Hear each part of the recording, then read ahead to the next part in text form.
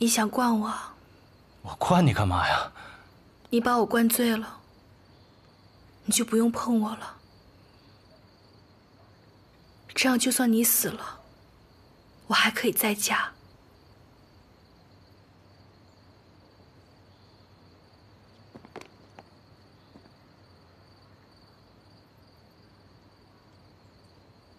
交杯酒我喝，但是说好了，今天我们谁都不可以醉。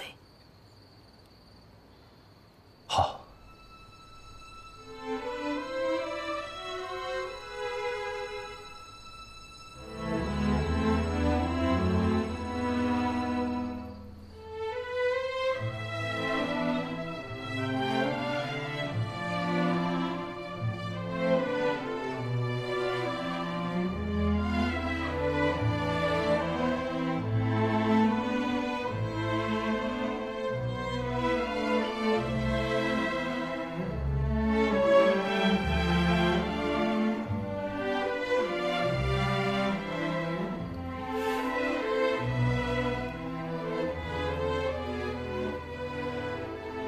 你躲不掉的。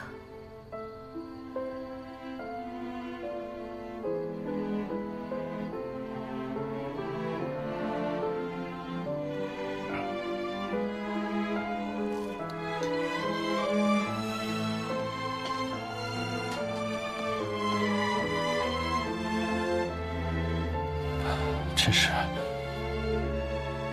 没见过你这么猴急的新娘子。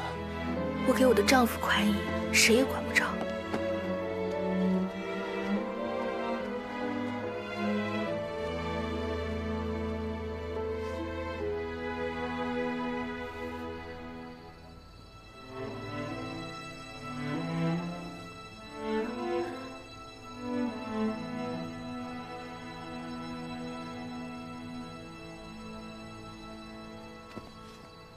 干嘛呀？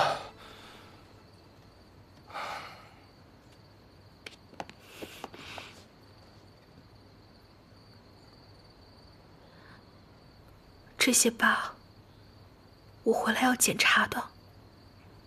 多一刀，你看我怎么罚你。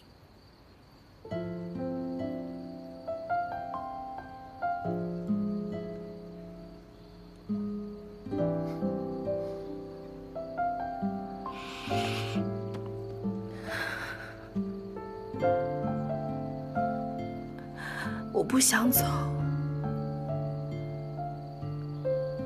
我想留下来陪你。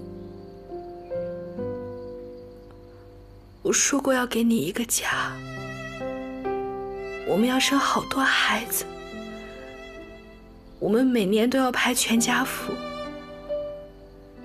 我不想你一个人留在这里。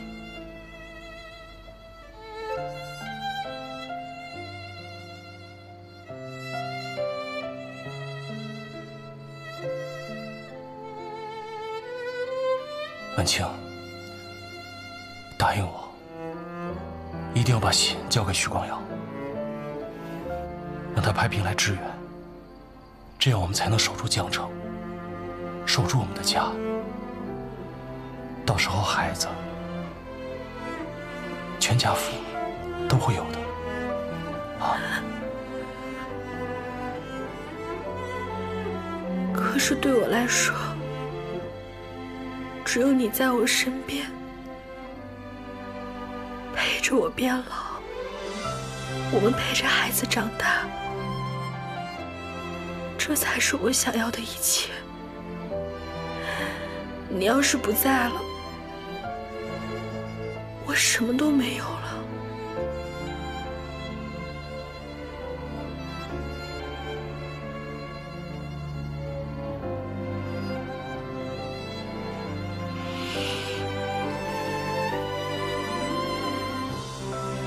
你答应我的，说好的一辈子，一天都不能少。我说话算话，一天都不少。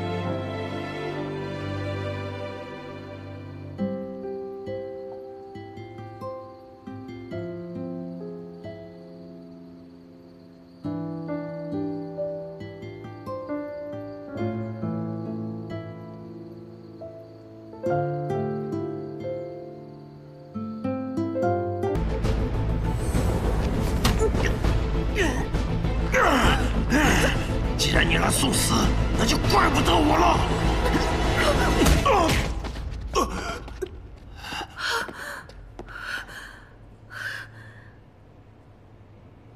没想到你居然能够全身而退。你认输吧。你还在帮这个女人。当年她的父亲杀死了你的父亲。如果你要是一个男人的话，你现在就杀了他。应该杀的是你。你以为你收买了那个谢尔盖，就真的天衣无缝了吗？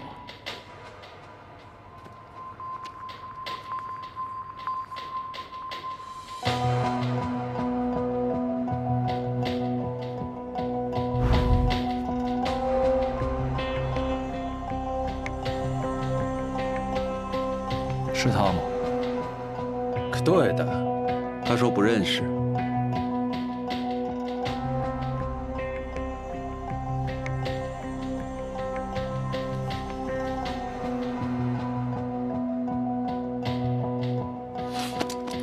你敢骗我？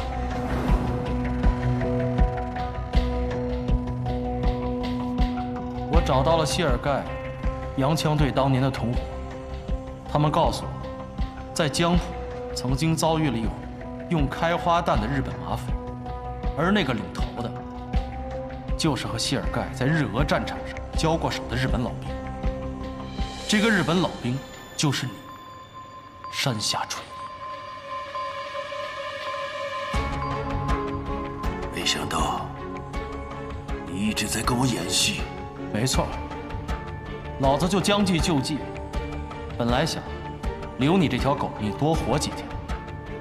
可是你自己找上门，咱们新仇旧账，一起算。既然你都已经知道了，那我就要看一看，你有什么本事来要我的命。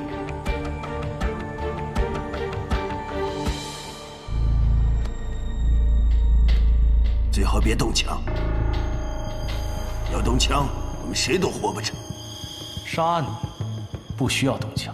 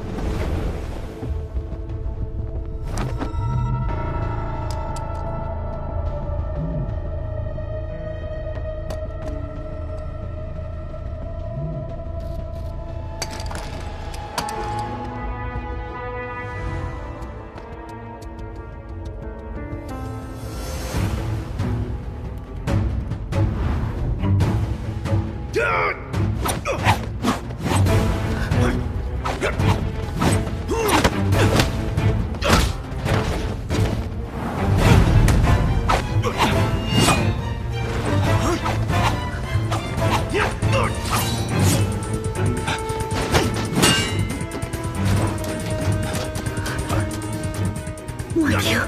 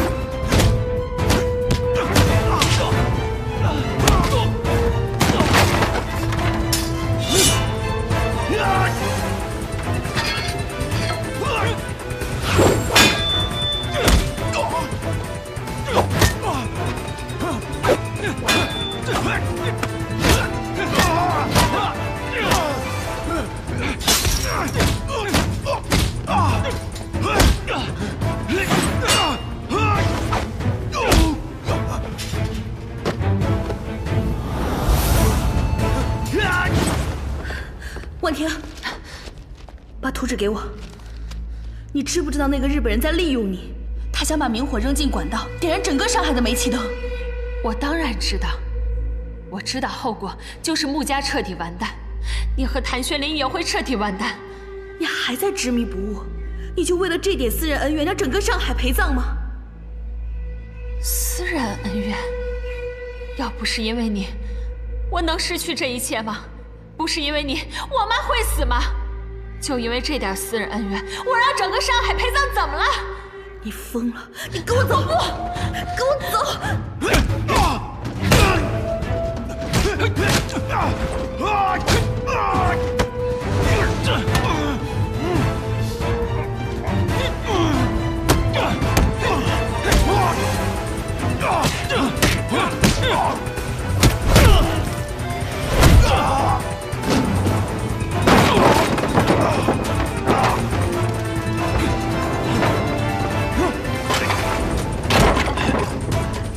别动！给我放开！别动！别动！你放开！我停！放开我！我不跟你走，跟我走！我也要让你尝尝失去一切的滋味。你放开我！关刀镜，给我打开！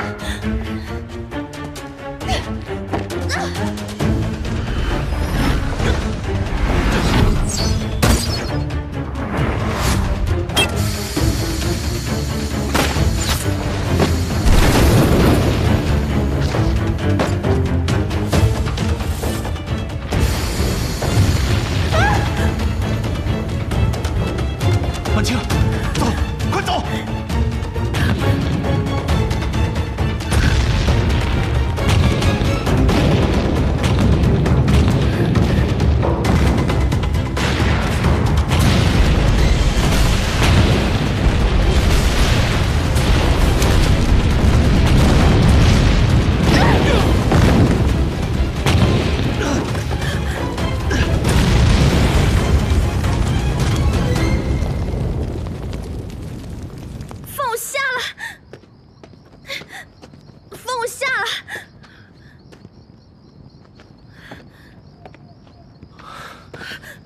放开我！你不是不要我了吗？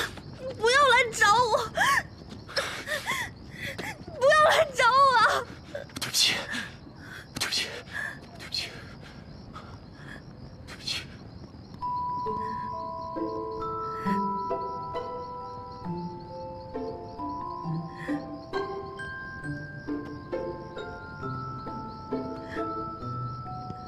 你不要再瞒着我，不要再撇下我一个人。好，对不起。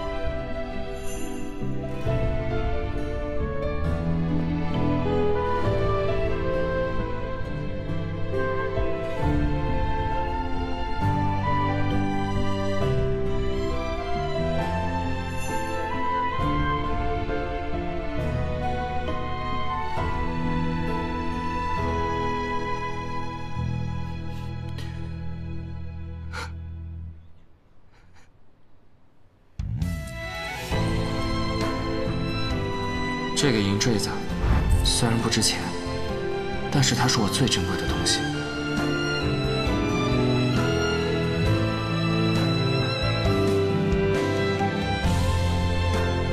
我最珍贵的东西都在这里，我一定会回来的。不去了，就一辈子留在这里，好不好？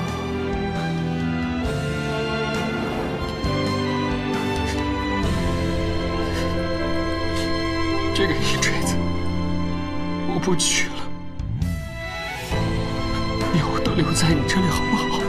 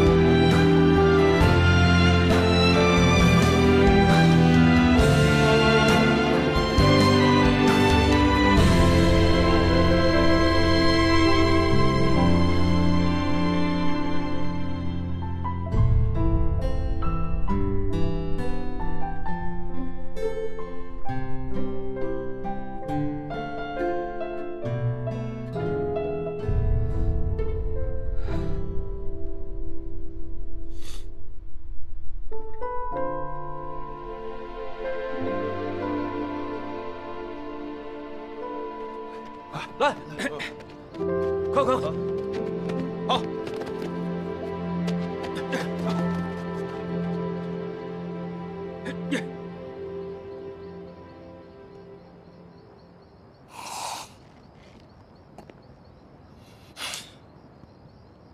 少儿死了。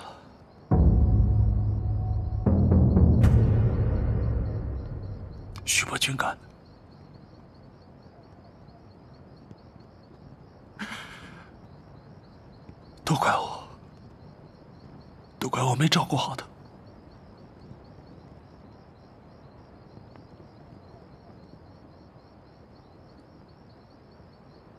你知道吗？在我来的时候，我特别害怕，我这辈子从来没有这么害怕过。我怕我晚来一步。如果你在，我们什么都算到了，就是没有算到徐伯爵会对顾小姐下手。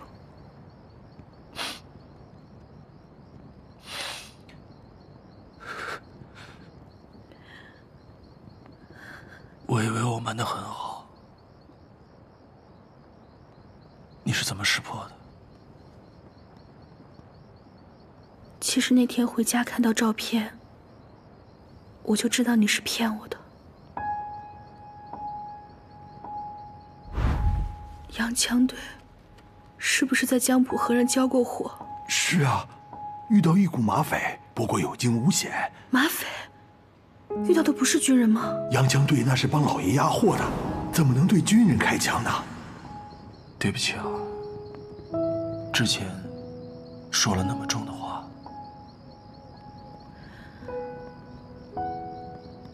我知道你是担心我才瞒着我的，但我真的好庆幸你是骗我的。那我瞒你，你是怎么调包的？那天你在我家看完照片，突然就不辞而别，我就在猜是不是穆婉婷在相册里做了手脚，所以这些天我就一直盯着她。我发现私底下她和山下纯一的秘书长谷川有来往。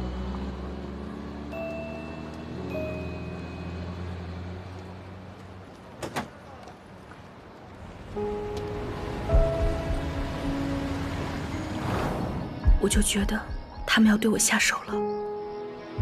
果不其然，他们弄了一批西药到穆家的仓库。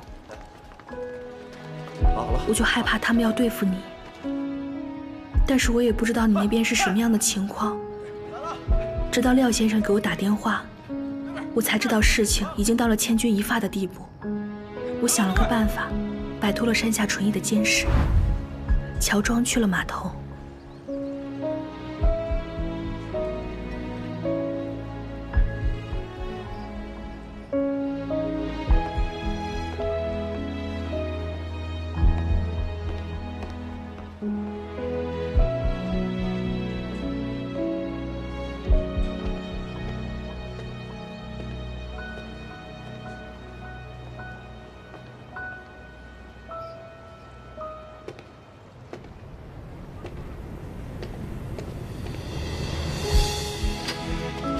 当我到了码头，正好看到那批军火上岸。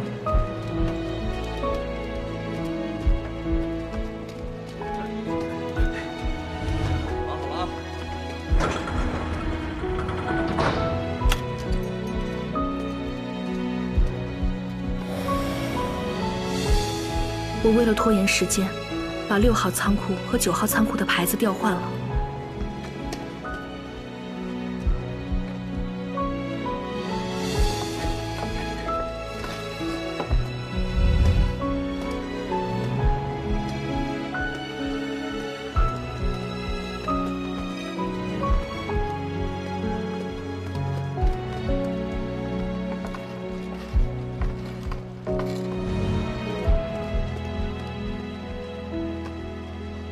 又担心管事拿钥匙来开门的时候很快穿帮，说来也是运气好。那天刚好有一个管事喝醉了，我就打电话支走了另一个管事。把6号钥匙的位置和9号钥匙的位置交换。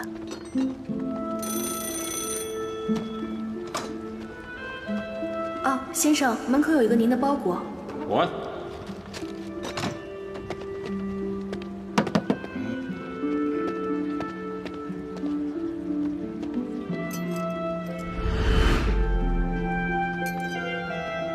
我刚换完，左参谋的人就来了。那个喝醉的管事就带着他们去了9号仓库。开门，6号仓库的门。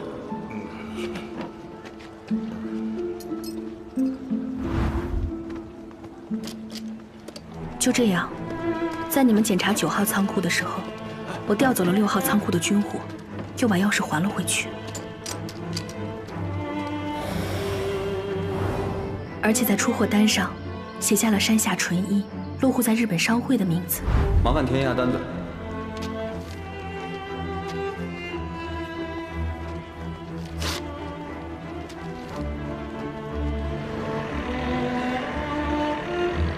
最后呢，又让木管家把出货单放在那批新药里，让他们搬起石头砸了自己的脚。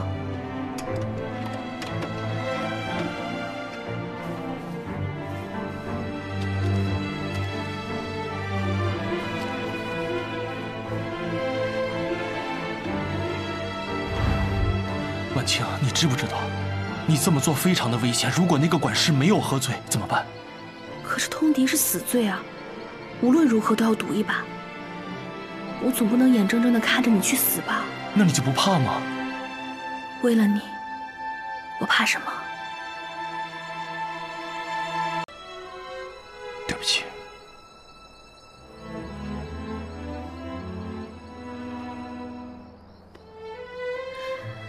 你知不知道那天你在司令部对我说你父亲的死和我家有关系的时候，我才是真的怕。我觉得我全身的血都冻住了。对不起。那天没有人在场，你没有必要和我演戏。你为什么还要骗我？因为在你来之前，我意识到，这个山下纯一很可能是请君入瓮。我实在不知道用什么办法让你彻底离开我，我怕你有危险。抓那几个奸细嘴太严了，什么都问不出来。不过老夫早就盯着他们了，这是他们的行动轨迹。他们去银行干什么？他们在几天前都收到了一大笔钱，并且在同一时间都去银行汇给了在日本的家人。不对呀。难道说他们早就知道自己会被抓？这些钱其实是用来补偿他们的。又或者，他们被抓只是为了迷惑我们？这个山下纯一到底要干什么呀？放我进去！我要找你们谭司令！放开我！放开！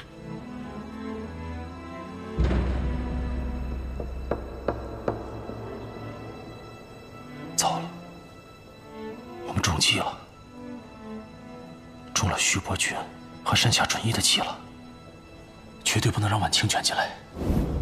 我真的不知道这个山下纯一和徐伯君到底要干什么，他们怎么对我都无所谓。但是你是我的软肋，我不想让你受到一丁点的伤害。我不想当你的软肋，我要当你的盔甲。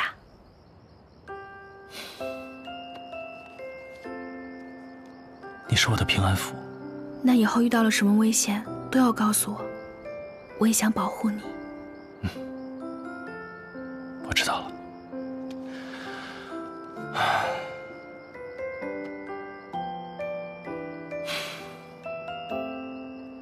怎么了？对不起啊，是我连累了你爹，连累了双儿，差一点连你都护不住，还要你豁出性命的去帮我。这不怪你啊。我爹死后，我为了让谭家军继续活下去，就过上了尔虞我诈、勾心斗角的生活。我那时候就在想，成王败寇，只要我赢了就行。可是，一次次经历的险胜，让我意识到，我真的不行，我真的会怕。我怕在刀口上过这样的日子，我怕我会眼睁睁地看着我身边的人被卷进去。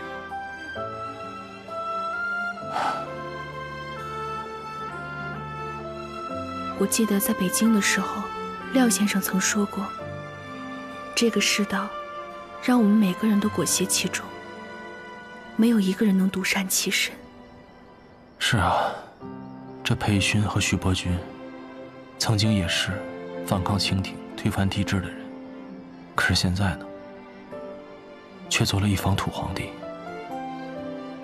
我怕我也会为了保护自己的权利，变成下一个裴勋，下一个徐伯钧。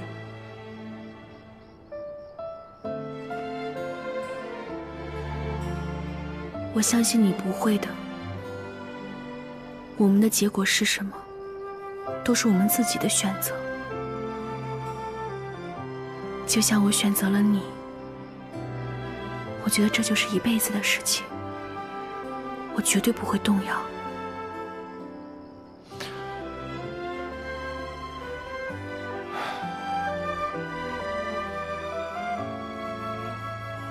日升昌号会在泉州靠岸，那里已经是你们控制的区域，如果及时接应，肯定不会有问题。穆小姐，这次多亏了你仗义相助，我替前线的将士谢谢你。没事，玄灵的事情就是我的事情。是啊，廖叔，不用客气，咱们也算是过命的交情。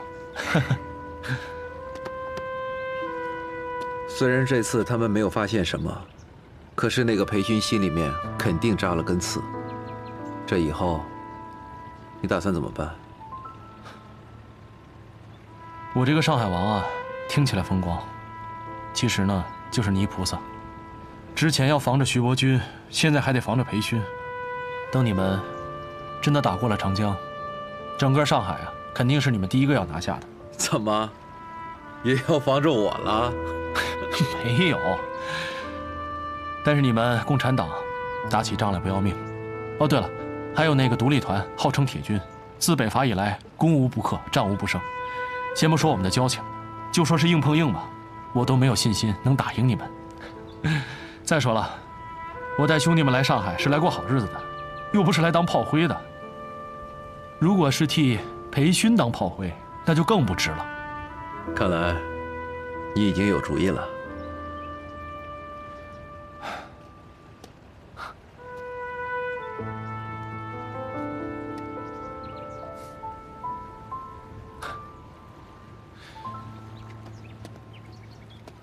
廖叔，我想走条新路。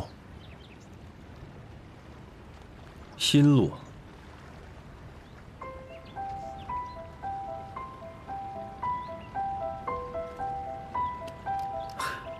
这事儿啊，你可要考虑清楚了。走新路，就意味着要抛下旧包袱，包括你现在所拥有的地位、权力，还有财富。廖叔，今天拥有的，明天也会失去的。你说的对，在这个混乱的世道里，没有谁是赢家。与其争名夺利，不如为这天下人争一个好世道。所以，廖叔，我想和你们一起，为改变这个世道出一份力。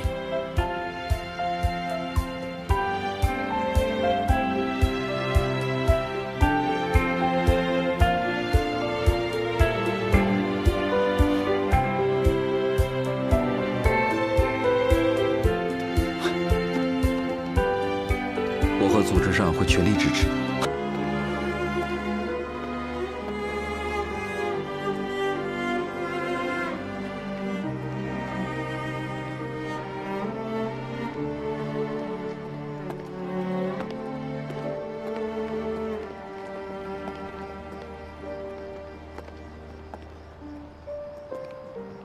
怎么不进去啊？红尘还好吗？他一句话也没说。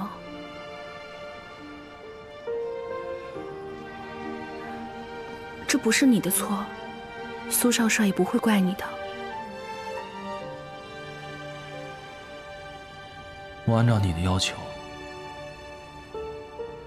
把那银坠子放到骨灰盒里和他一起下葬了。在他火化前，还留了一缕头发，我把它交给你，你来保管。我想，他想你陪在他身边。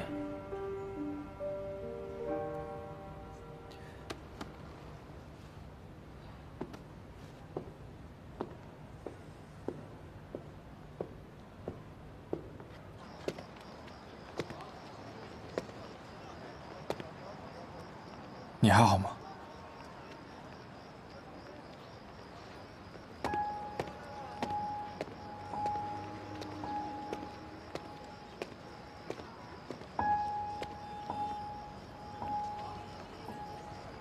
我不会因为你父亲的罪过就迁怒于你，但同样，我更不会因为他是你父亲，就会放过他。自古忠孝难两全，是忠于自己的国家，还是孝顺你的父亲？你自己选。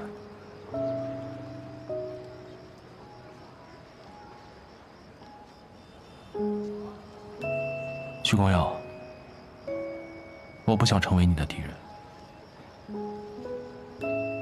但如果有一天我们在战场上相见，我一定不会心软。希望这一天永远不会到来。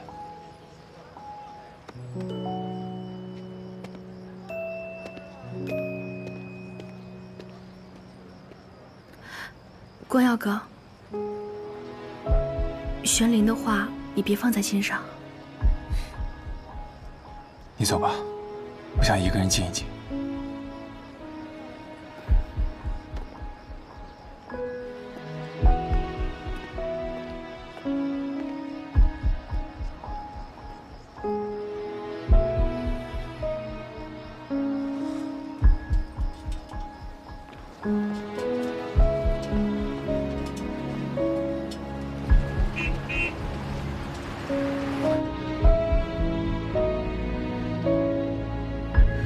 你刚刚把话说得那么重，光耀哥已经够伤心了，你还刺激他。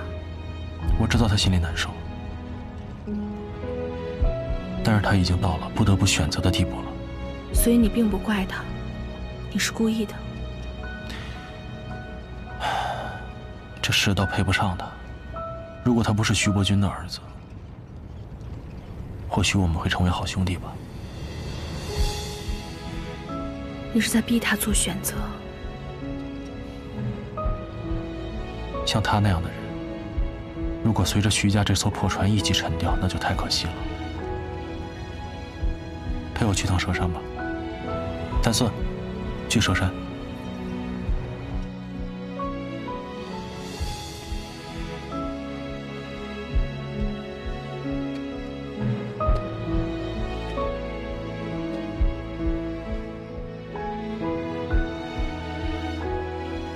还疼吗？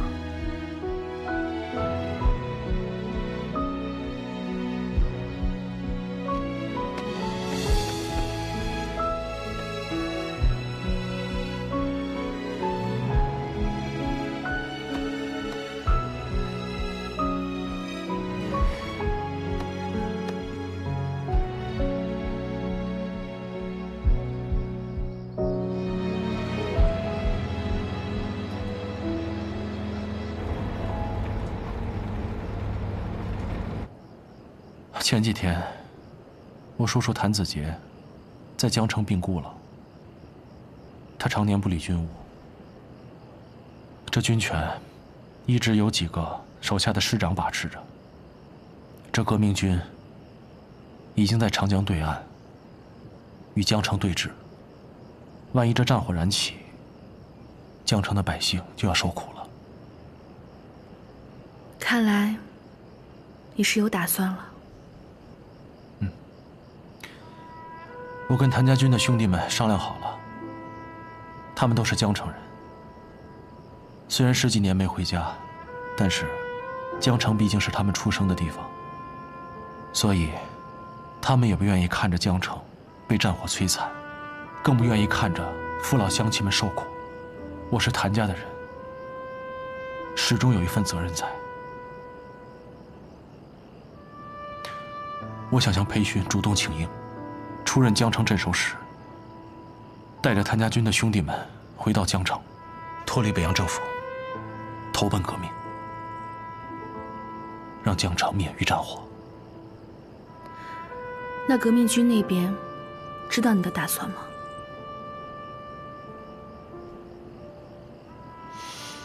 知道。我给廖先生发过电报，他已经说服了司令部，让江城对岸的革命军停火，配合我行动。既然万事都具备了，你还在犹豫什么？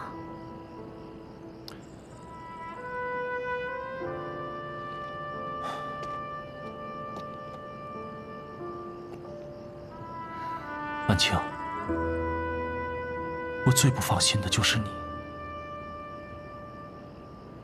我会拜托吴相应，保证你和穆家的安全。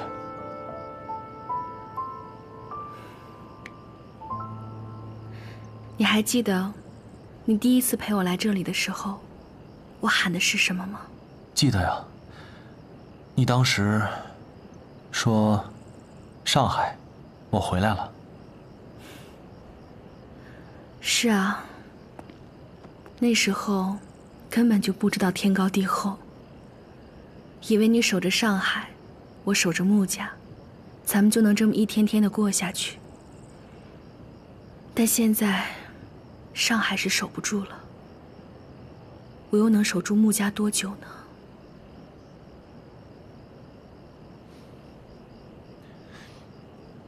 对不起。干嘛说对不起啊？难道你这个江城镇守使上任不带家眷的？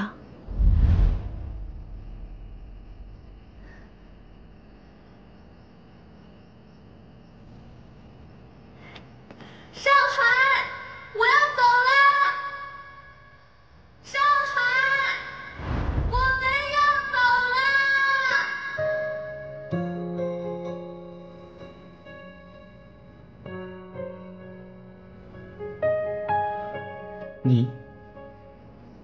你要跟我回江城？是啊。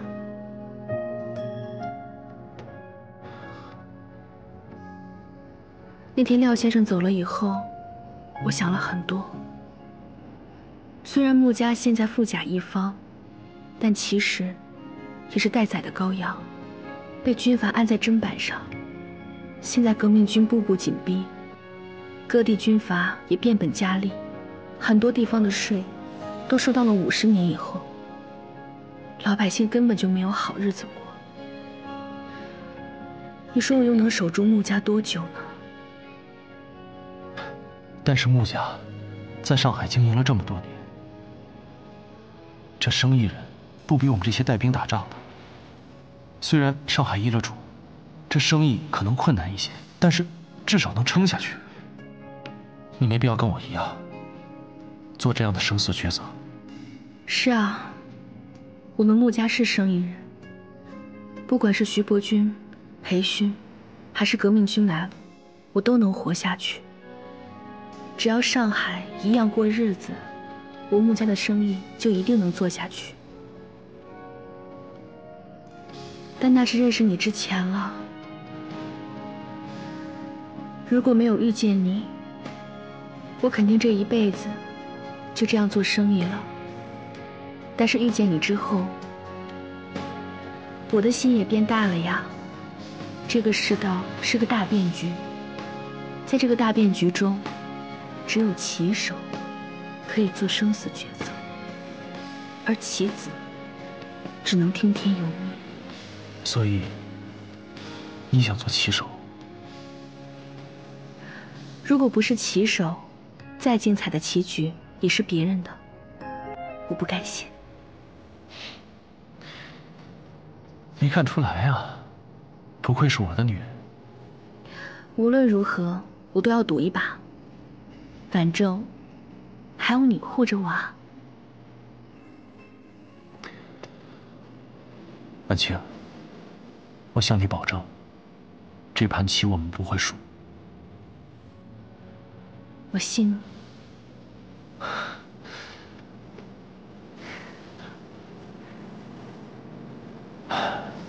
等我们的行动成功了，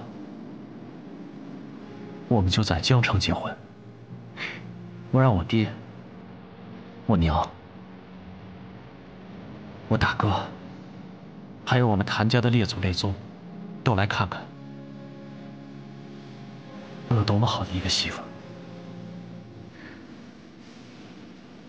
好，那我就要跟他们说，让他们放心把这个小子交给我，我会好好疼他一辈子，我会给他一个家，让他不再是一个人。好。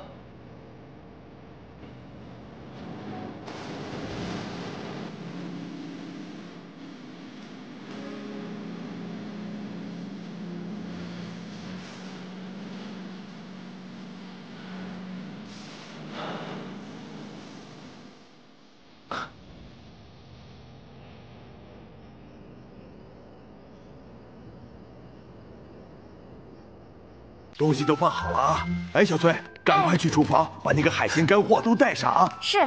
哎，这个一定要小心啊！这个也要小心。我只是去江城，又不是去野营，哪用得着这么多东西啊？哎呀，大小姐，你多带一点是一点。江城那个乡下地方能有什么好吃的好用的呀？是啊，谁让你们家大小姐看上我这个乡巴佬了？哎呦，谭司令啊，哎呦，您别见怪，我真不是那个意思。方叔是心疼我，有口无心，你还计较？我知道。哎，方叔啊，你们也都放心，江城呢虽然比不了大上海，但是只要有我在，一定会照顾好晚清的。哎，好好好，司令小姐，那我去忙去了啊。好，请。真是的，你都吓着他了。怪我。司令，司令。四小姐发来电报，说她不能来参加婚礼了。她让你和穆小姐千万珍重，不要挂念她。她还附了一首诗：青山一道同云雨，明月何曾是两乡。愿君摘取南海月，散落清辉到江城。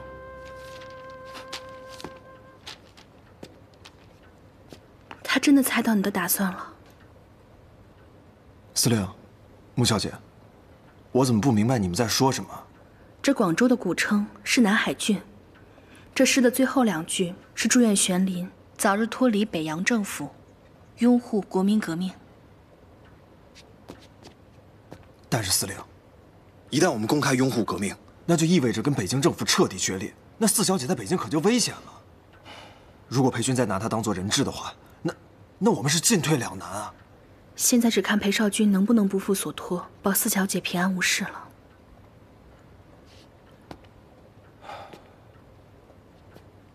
谭四，你现在去报社，以我的名义登一份声明，就说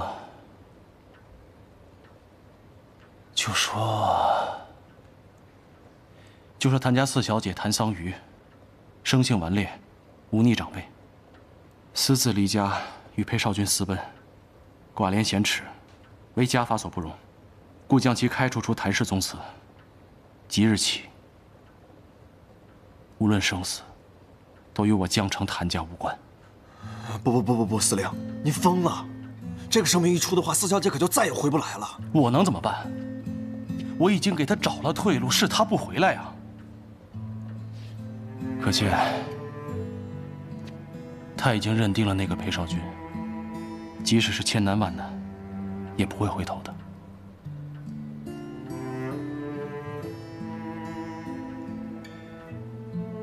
登了声明，四小姐就不再是谭家的人了。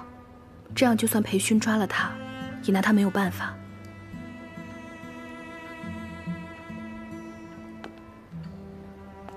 这是眼前最好的办法了。我终究护不了他一生，他自己选的路，就让他自己走吧。去吧。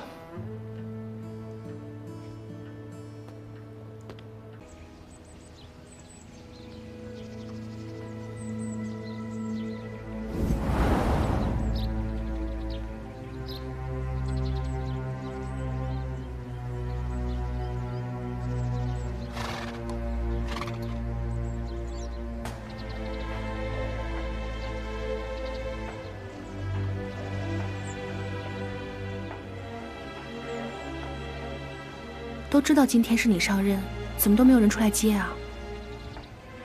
不好说。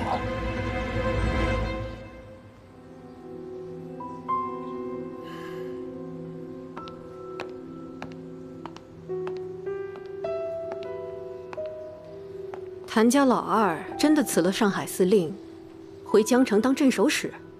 啊，北京的委任状他已经拿到手了，想必这个时候已经在城门口了。都10年没回来过了，这个时候跳出来横插一杠，真是不识相。不要再说了。这10年，谭子杰就是个甩手掌柜的，里里外外都是你在撑着。现在好不容易熬到他死了，居然跳出来谭家老二，难道那个毛小子还想压在你头上不成？军人服从命令为天职，不要再说了。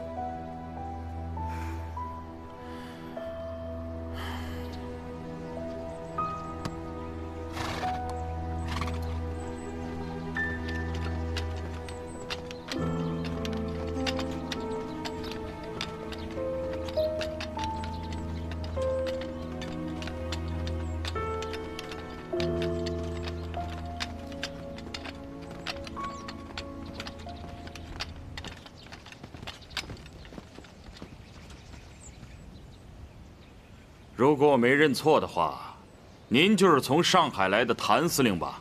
您就是陈少武师长吗？正是鄙人。想必谭司令知道，镇守江城一直是我的职责。我子杰说一直身体不好，所以一直由您代劳，麻烦您了。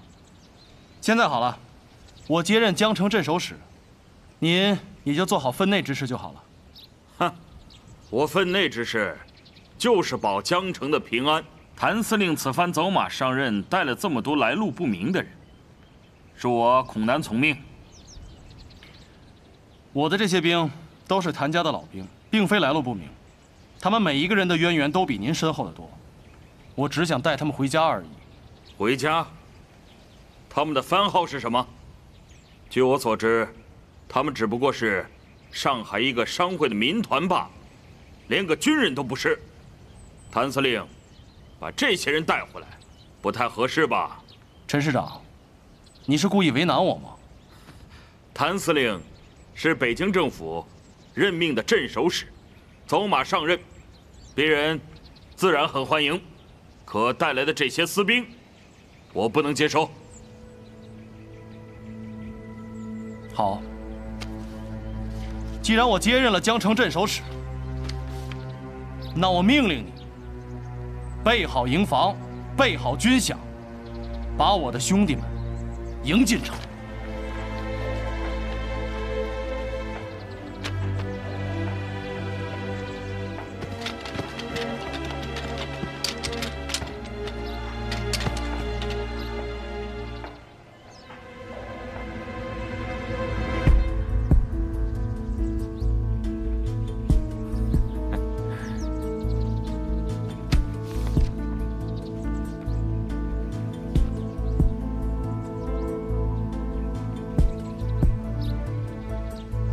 陈师长，这是要违抗军令吗？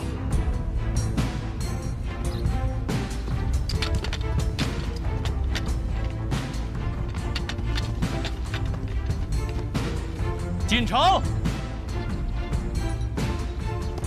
欢迎新任江城镇守使。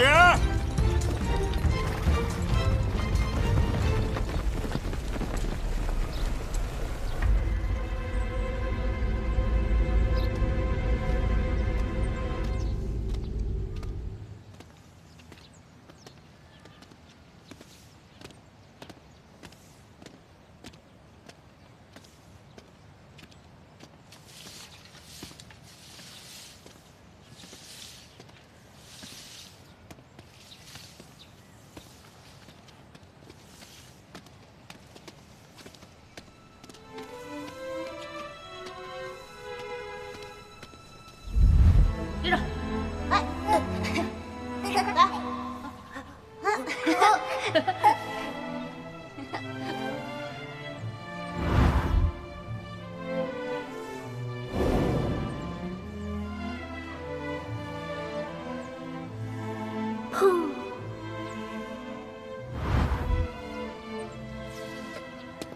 想到以前了。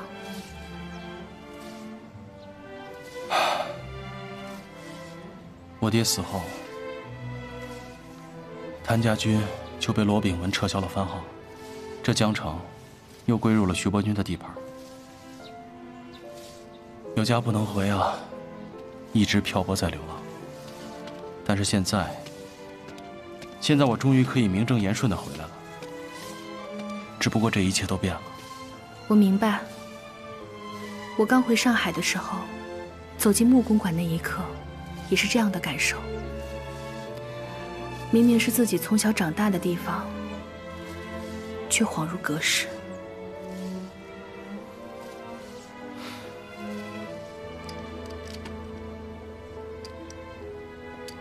来，粒粒皆辛苦。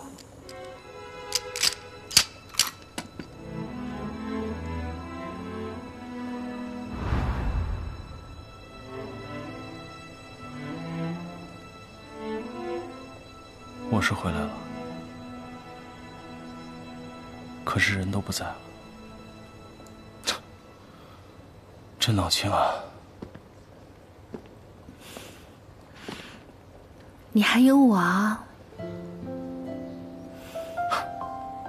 是啊，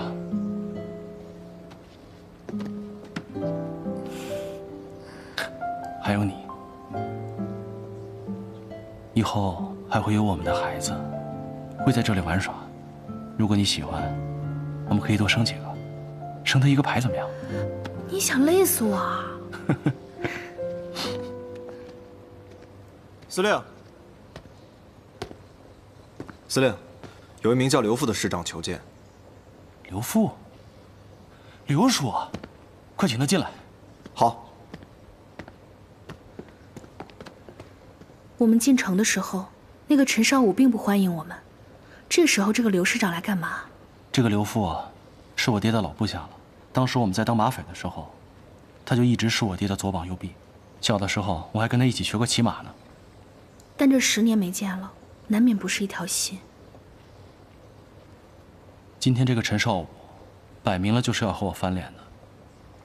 我想要坐稳这个位置，就必须要得到这些老师长的支持。在这里面，我认识的只有这个刘叔了。可他靠得住吗？但我想赌一把。二少爷，刘叔，哎呀，好久不见。哎呀，当年你离开江城的时候，还是个10来岁的半大小子，现在已经长成了威名赫赫的一方镇守使了。刘叔，你也没变啊。来，快请坐。哪儿没变呢？我都老了。刘叔，我给你介绍一下，这是我未过门的媳妇儿，穆婉清。刘叔好。这姑娘的气派，一看就是大家闺秀啊。要是你爹你娘看到了，不知道得有多高兴了。嗯。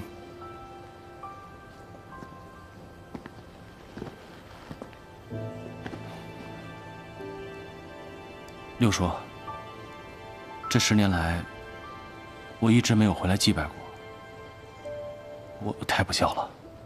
哎，这不能怪你。你一个人也够不容易的，每年清明的时候，这香烛供果，我都替你记着呢。你爹娘不会怪你的。多谢六叔。哦，对了，今天你进城的时候，姓陈的，是不是给你脸色看了？陈师长这些年来一直代理军务，劳苦功高。如果我不回来，这江城镇守使他是不二人选。他心有怨言，我觉得也是人之常情。有件事儿，不知道该不该跟你说呀？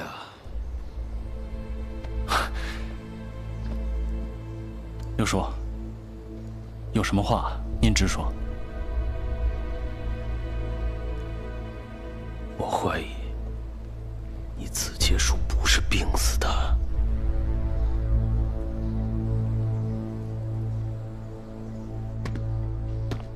少武兄，啊，刘福兄，你不是在家养病吗？啊，两耳不闻窗外事吗？哪阵风把你给吹来了？身体好吧？啊，好了。来，有话坐下说。好嘞。哎，喝水。哎呀，少武兄，我来是替谭司令递个话来。哼，这谭司令进城不过2个时辰，你就来替他做说客了？我知道，你心里并不痛快，但说句公道话，我可是谭家的老人儿，也是看着二少爷从小长大的，他可不是个记仇的人。你呀，只要给他服个软，往后守点本分，他绝对不会难为你的。哼，谭司令来到江城做镇守使，那是奉了上级的命令，我无话可说。可他带了一些私兵，这不符合规矩呀。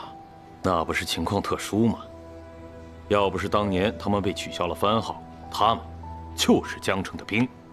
更何况，现在江城有5万多人马，多2000多人，这军饷挤一挤也就出来了。那干嘛弄得这么难看呢？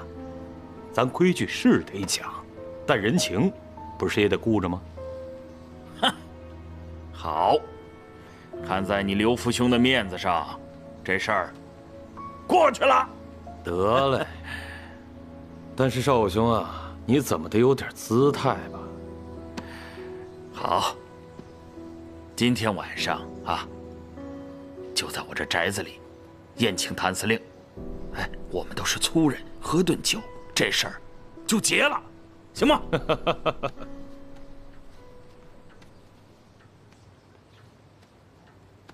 真的要去啊？明明知道是鸿门宴，他敢害你叔叔，未必不会害你。放心吧，他不是我对手。现在了还逞威风，江城的情况可没有你想的那么简单。我知道，但你男人什么大风大浪没见过？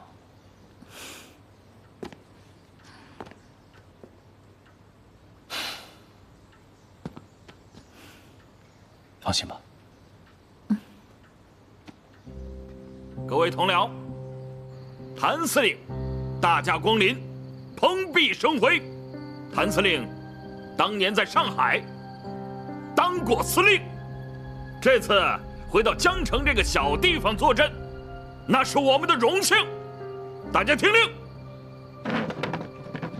让我们一起敬谭司令一杯。啊，从今以后，只要谭司令一声令下，赴汤蹈火，在所不辞。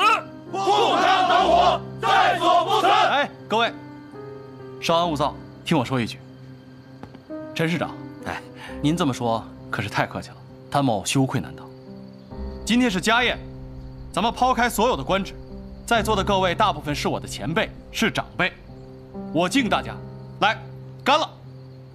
敬谭司令，敬谭司令。请坐，敬。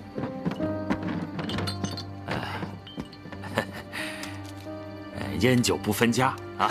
来，抽一根。哈德门好烟。哎呦，你看，这酒劲这么大，我都晕乎了。这是老家的小烧，你可能在外面时间长了，先点上。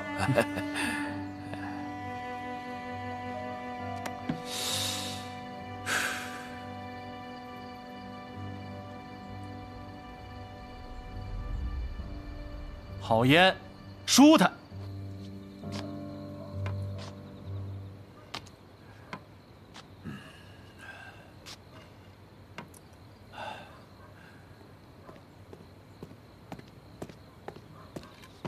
大帅，江城来电，事情进展得很顺利，谭玄离没有发现。他能死在江城，也算是落叶归根了。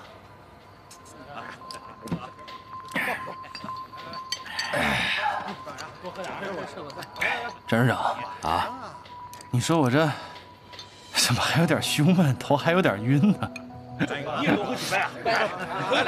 各位兄弟，我敬大家一杯。是这儿太嘈杂了，要不咱们出去透透气？好啊，请请，走走。来，哎呀，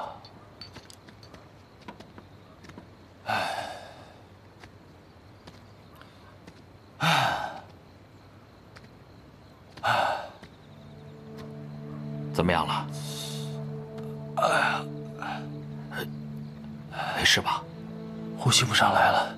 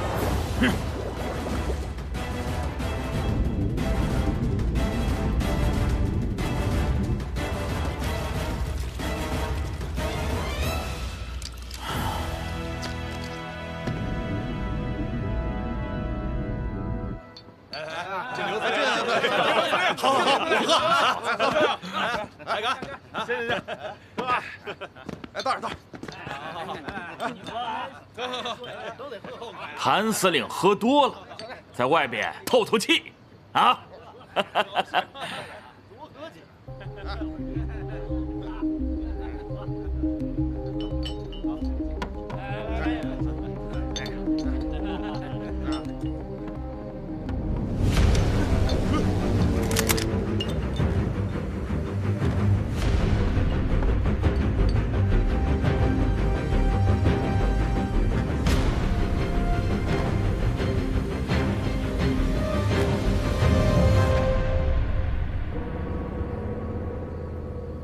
陈师长，你给我的可是索命烟，烟酒不分家。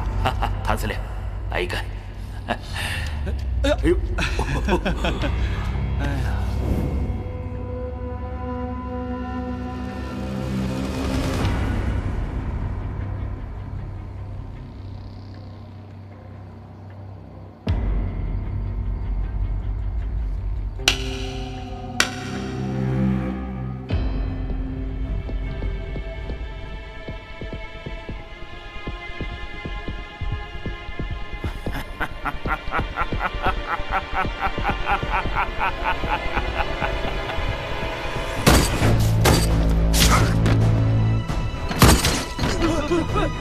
谭司令，大家诚心诚意来为你接风，你倒好，2条人命，你眼都不眨，你到底想干什么？对呀，就是干什么？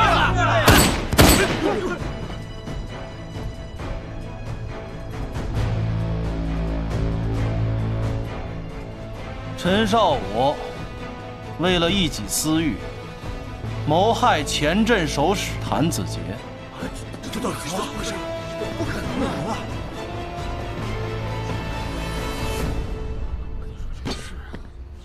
怎么到底是这样啊？诸位，前镇守使谭子杰在泡温泉的时候心脏病突发，溺水而亡。心脏病？啊？怎么会这样？这是。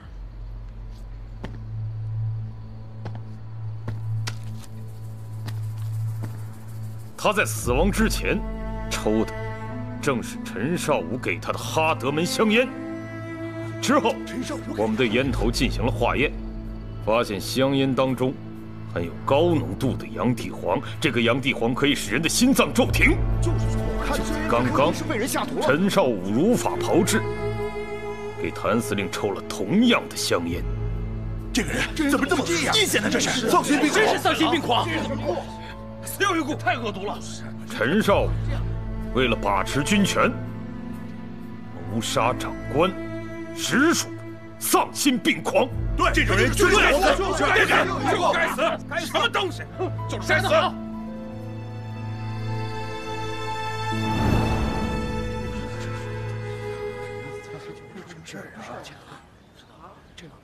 哎，你说，这新任的镇守使带着亲兵到咱们江城来，这不明显的改朝换代吗？那咱们前程怎么办？还要什么前程？你没听说淮南镇守使都被革命军抓了吗？这江城啊，早晚朝夕不保，革命军一来准完蛋。我说你俩就稍高兴吧，我们这些在陈少武部下的，回头还不知道被怎么处理呢。这谭司令据说是陪都军的人，你说那个徐都军把税收到几十年后，他该不会不承认吧？哎，新官上任，咱们肯定又得扒层皮啊！大家说是不是啊？是。各位乡亲，我是谭司令的家眷，我替他向你们保证，再也不会苛捐杂税。谭夫人，此话可当真？当真？当真。当真。兵的事情谭司令管，钱的事情我能说上话。那就好，那就好。有你这句话，我们就放心了。这回有希望了。是。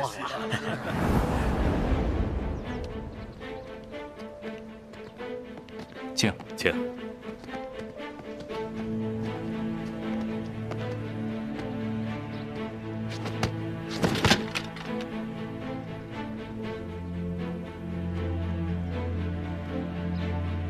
各位江城军界同仁，各位守卫江城、劳苦功高的兄弟们，大家都知道，今日江城局势危急，又遭逢变故，军中无帅，人心惶惶。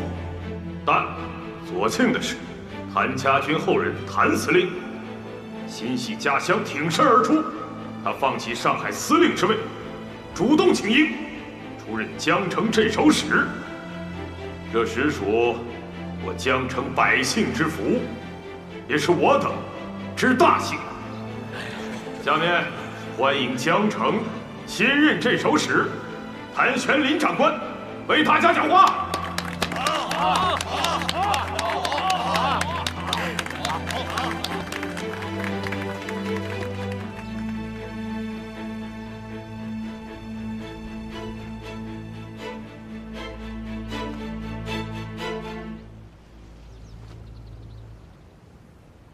离家多年，各位认识我的人可能不多，不过没关系。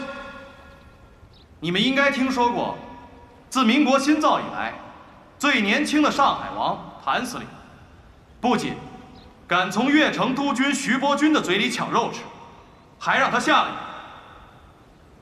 没错，我就是那个上海王谭玄林。我这次回江城出任镇守使，是我自愿的。江城现在正处于两军交战的前沿，革命军一直想要攻占这个长江北岸的水陆要冲，而北京政府呢，却一直在观望。只要我们作战不利，他们就会随时派人接管我们，甚至兵戈相向。用一个词来形容我们江城现在的处境：四面楚歌。这个局势确实不好啊。所以，江城何去何从，不仅关系到我，也关系到现场的每一位的生死存亡。我回来不是为了争权，也不是为了名利，只是想为江城找一条出路，更是为了你们找一条活路。古人云：“识时务者为俊杰。”现在革命军就在对岸，即便我们埋了水雷，关了城门，可又能坚持多久呢？这10几年来，无论是罗督军、徐督军还是裴督军，又有哪一位真正把江城百姓的安危放在心上呢？江城对他们来说，只不过是隔开战火的屏障，一个随时可以抛弃的筹码。所以，作为江城镇守使，我在此宣布，江城拥护革命。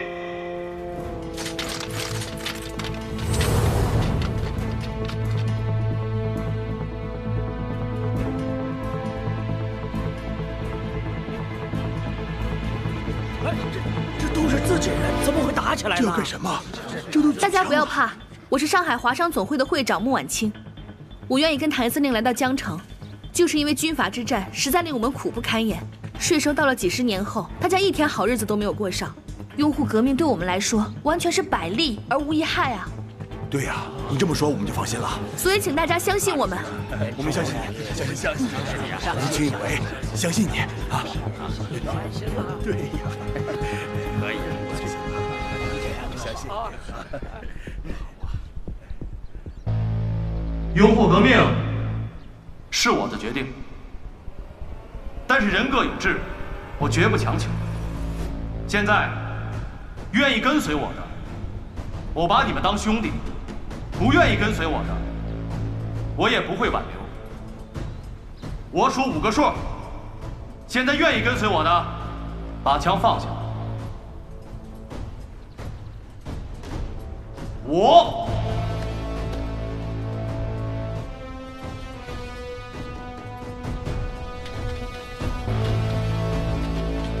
4、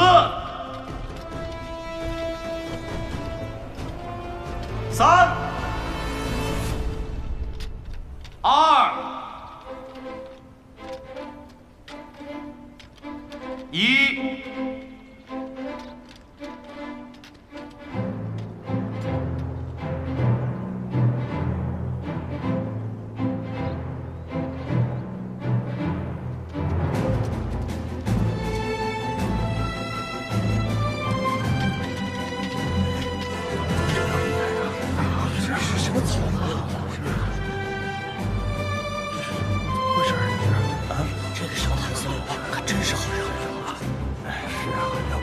都是血里火里滚出来的，自然不一样。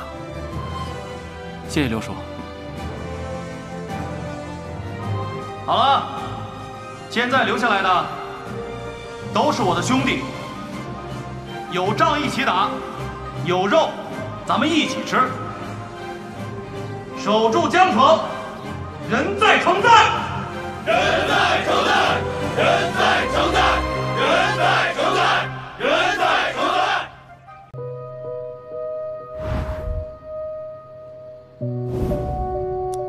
你们这军装颜色为什么跟他们不一样啊？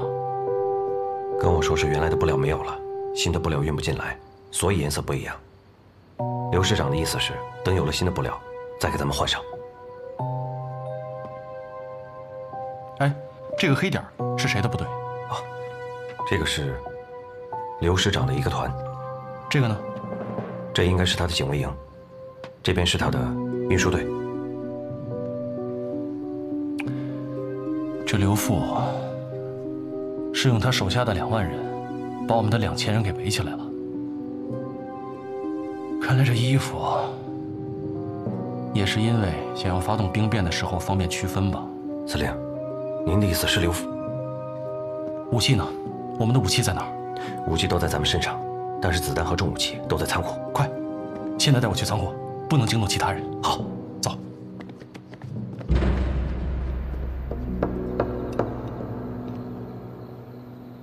这锁孔里灌了铅，明天只要有人来检查，就会发现问题。糟了，他们竟然敢这么干！今天晚上就要动手。谭四，老傅，准备迎战。是。等等，不行，不能是今晚。我必须要把婉清送出城，我得拖住刘父。司令，你护送婉清小姐出城吧，你们俩一起走。是啊，司令，谭四说的没错，兄弟们先护送你们出城。放屁！我谭玄莲自从穿上这身军装，就没想过当逃兵。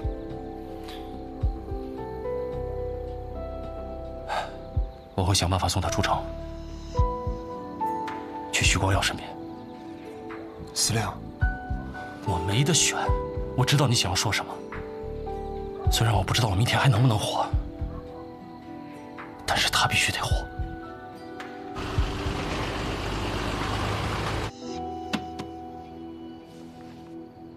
徐大帅的指示是要我们今天晚上收网。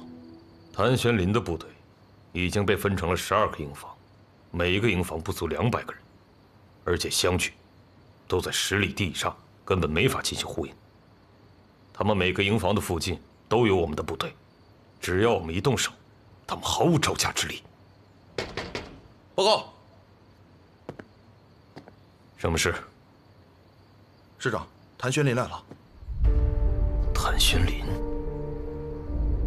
是不是他察觉到了什么？我先去试探一下，如果发现异样，当场击杀。是。谭司令，哎呀，这么晚了，怎么还亲自过来呀？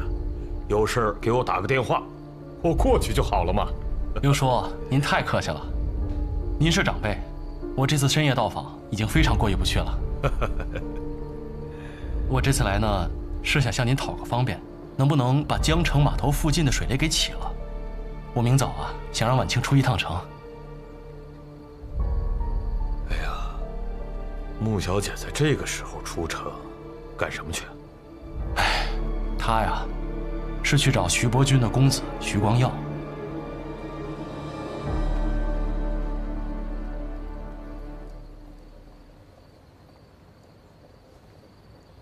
啊，这时候往越城那边去，是不是太危险了？徐光耀已经不在越城了，他已经投靠了革命军，只是一直瞒着他父亲而已。只不过婉清一直跟他交好，一直有联系，所以只有婉清知道他的位置。婉清，她现在找徐光耀做什么？哎，刘叔，你也知道，这徐伯钧一直把我视为眼中钉、肉中刺。出了这么大的事，越城那边一点反应都没有，我一直觉得很奇怪，所以我想让婉清去找徐光耀打探一二。还是谭司令您考虑的周到啊！没问题，属下这就派人去排雷，准备船只，明天送穆小姐出城。好，那就多谢刘叔了。那晚辈就先不打扰了。那谭司令，您慢走。好。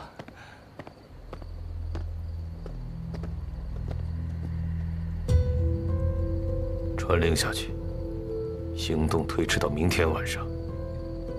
派几个可靠的弟兄盯着穆婉清，能够替徐大帅找到徐光耀，也是大功一件。是。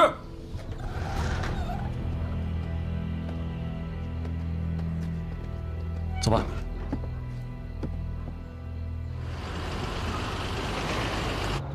司令，情况怎么样？这刘富果然是徐伯钧的人。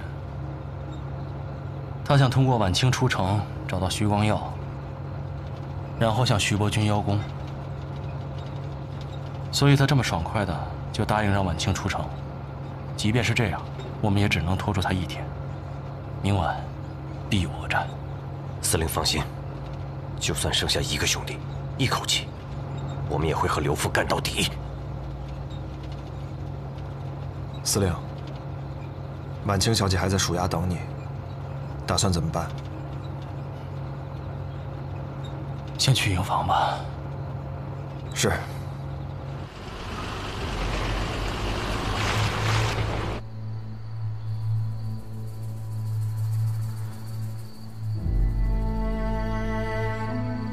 怎么还没睡啊，婉清？镇守使大人也太忙了吧，这么晚才回来。刚才在忙士兵安顿的事儿，事情有点多。那都安顿好了吗？安顿好了。我煮了莲子汤，进去喝一碗。婉清，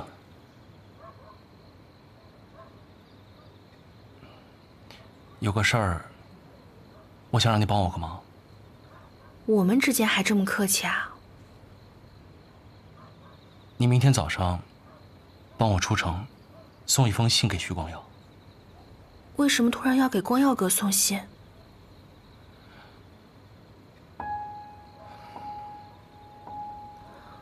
出什么事了？所以刘父是想跟着我找到徐光耀，今晚才没有动手。是，而且这电报局很可能已经被他控制了，不安全。所以你出城，第一是拖住刘父，第二呢，是赶紧让徐光耀派兵前来支援。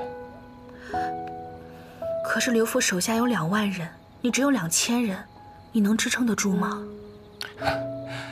这刘父呢，一直在养病，而且他手底下的兵久不操练。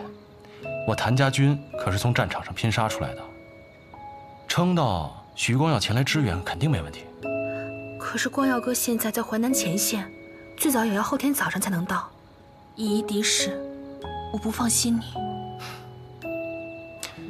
你男人什么时候打过败仗啊？啊？好啦，放心吧，以少胜多的仗我打的还少吗？而且我之前答应过你的，以后的事不会再对你有任何隐瞒。所以，我说能撑住，就一定能撑住，你要相信我。好，我相信你，我明天早上就去。好，那我让谭四。但是我有个条件。什么条件？今天晚上我们要拜堂成亲。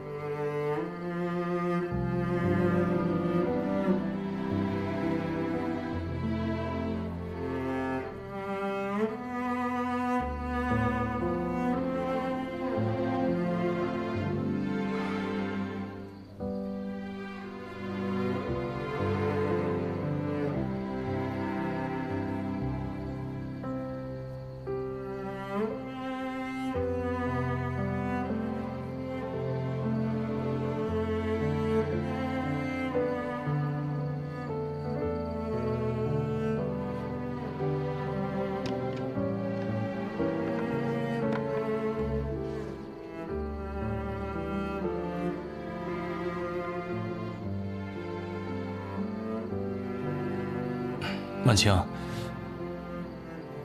我们现在结婚是不是太草率了？要不还是等你回来。我觉得不草率啊，反正我是想好了，铁了心让你做我的丈夫。难道你还有什么别的想法？怎么会呢？我怎么会有别的想法？如果这辈子我能有个老婆……如果……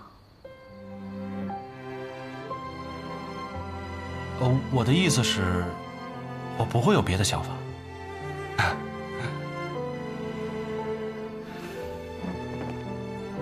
那既然没有别的想法，就过来把卖身契签了。签了以后，你就是我的人了。好好的一个姑娘家，怎么说话跟土匪似的？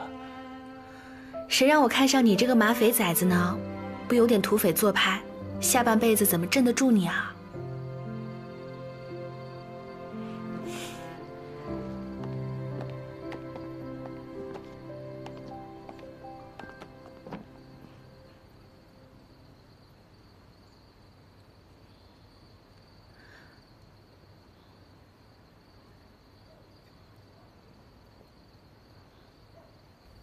我哪里写的不对吗？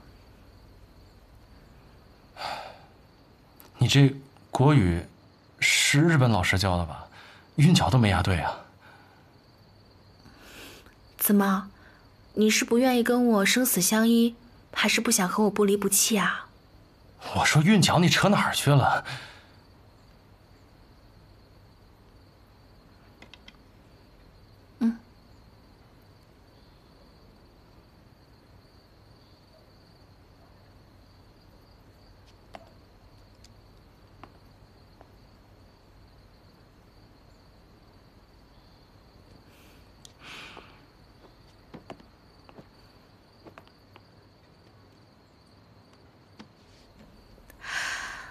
我们把名字写上，从此以后，你中有我，我中有你。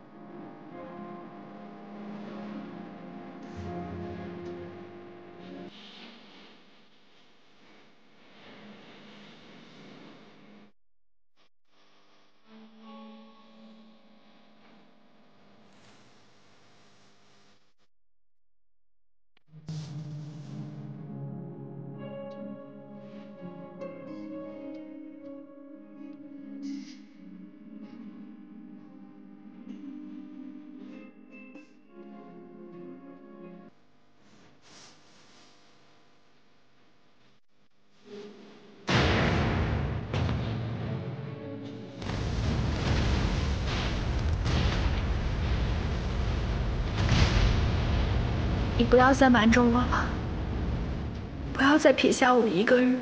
好，对不起。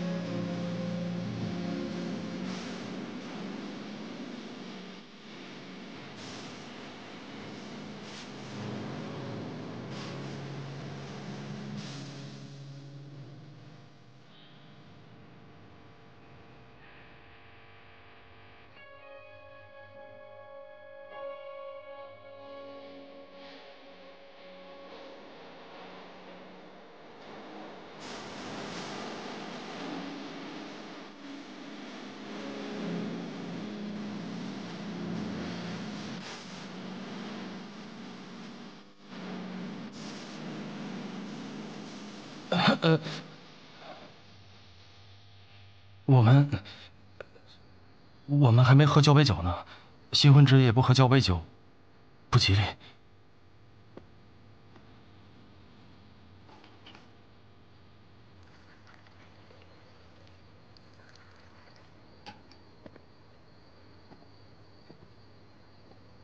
来，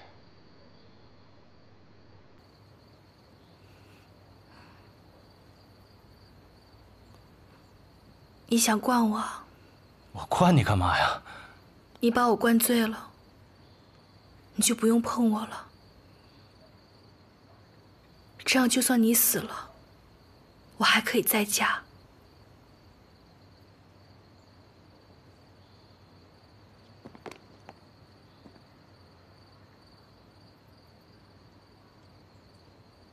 交杯酒我喝，但是说好了，今天我们谁都不可以醉。好。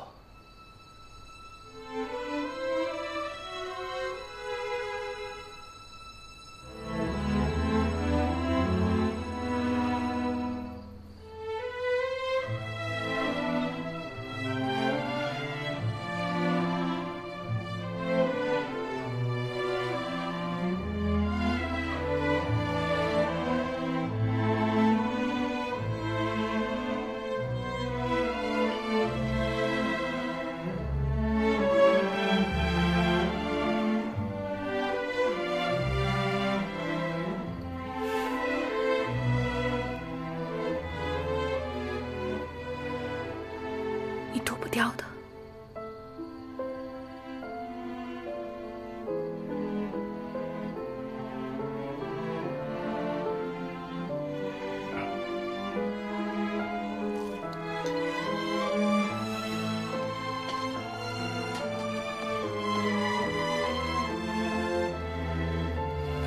真是没见过你这么猴急的新娘子。我给我的丈夫宽衣，谁也管不着。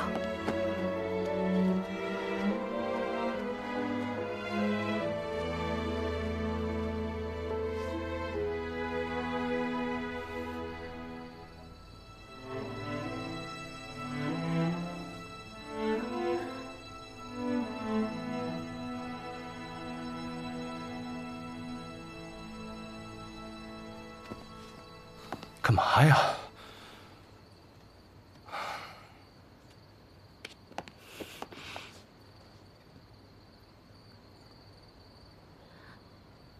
这些疤，我回来要检查的。多一刀，你看我怎么罚你。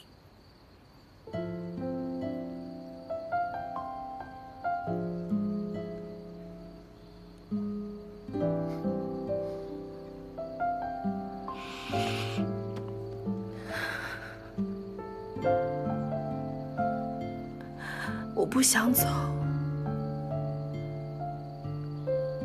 我想留下来陪你。我说过要给你一个家，我们要生好多孩子，我们每年都要拍全家福。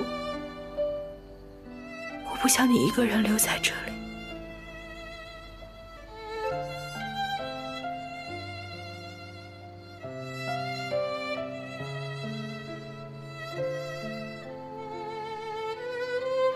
婉清，答应我，一定要把信交给徐光耀，让他派兵来支援，这样我们才能守住江城，守住我们的家。到时候孩子、全家福都会有的，啊！可是对我来说，只有你在我身边，陪着我变老，我们陪着孩子长大，这才是我想要的一切。你要是不在了，我什么都没有了。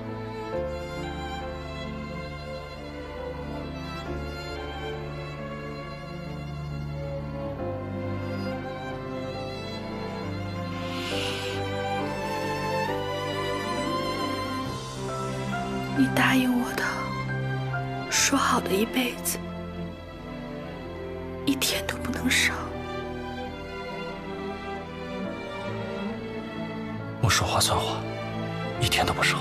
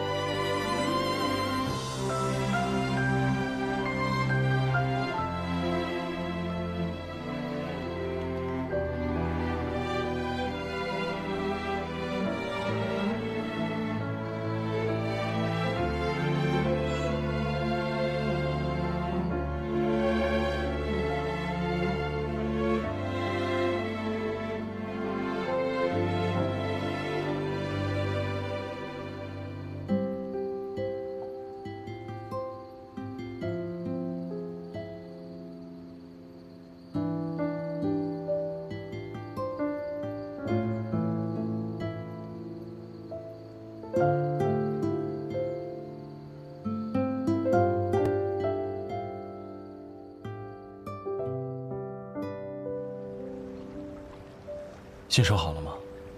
嗯。平安符带好了吗？一直带着呢。我给你求的肯定灵验，子弹绕着你飞也打不着你。我信。可我还是舍不得你啊。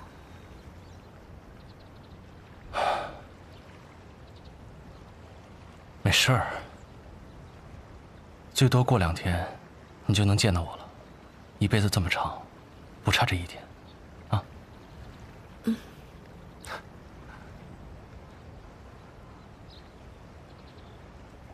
我得走了，刘父的兵还盯着我呢。嗯。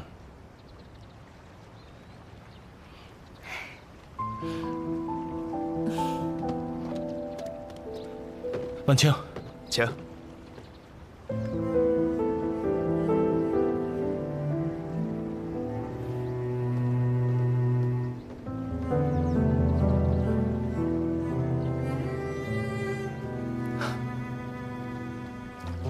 等我回来。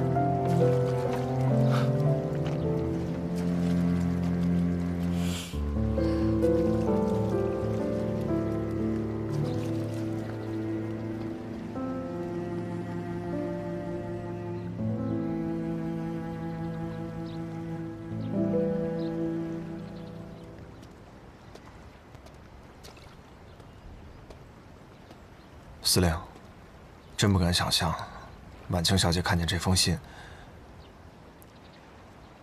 会赢，备战。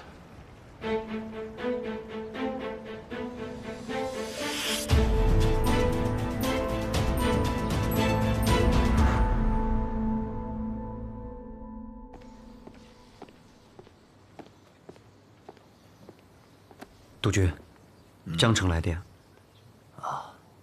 说穆婉清出城去找了少帅，刘父知道督军惦记着少帅，所以把行动推迟了1天，还派人跟着穆婉清出了城，相信很快就有少帅的消息。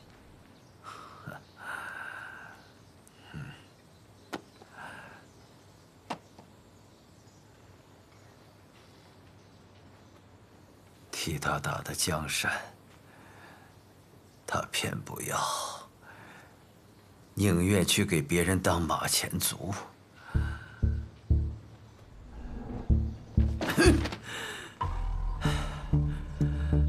通知刘父，让他务必今晚动手，杀了太全林，江城就是他的。是。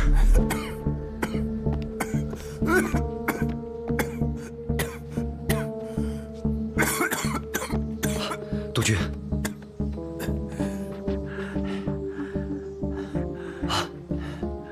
督军，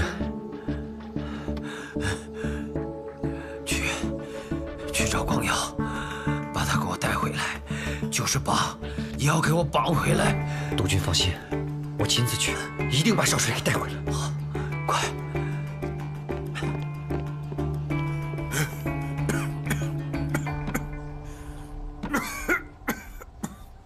这陈少武死了，他部队1万多人，都被刘父收编了。这寄人篱下的日子可不太好过啊。我们想要以少胜多，那就必须把陈少武的人拉下水。好主意。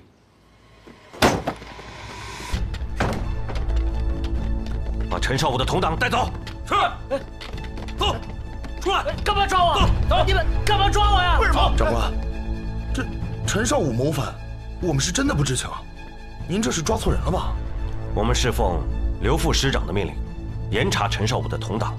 刘副师长那里还有一份从陈少武那里搜出来的名单。今晚我们会按名单抓人，有牵连的人，你们最好今天晚上在天黑之前坦白，也许还会有从宽处理的机会。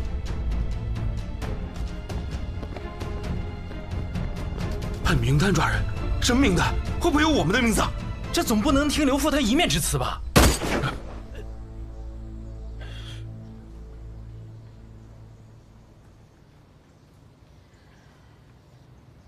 婉清，我的兵动不了。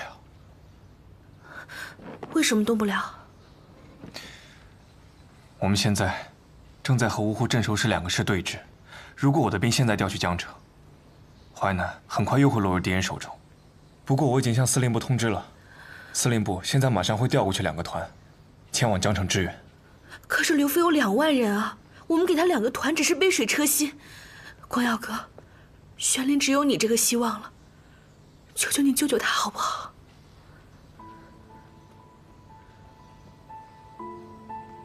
婉清，前一段时间，廖旭有给谭司令发过前线简报。我调不动兵，他应该是知道的。不可能，是他自己亲口让我来找你搬救兵的。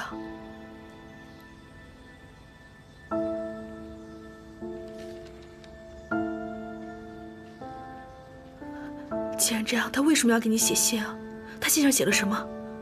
给我，婉清，你给我，不要激动，你给我。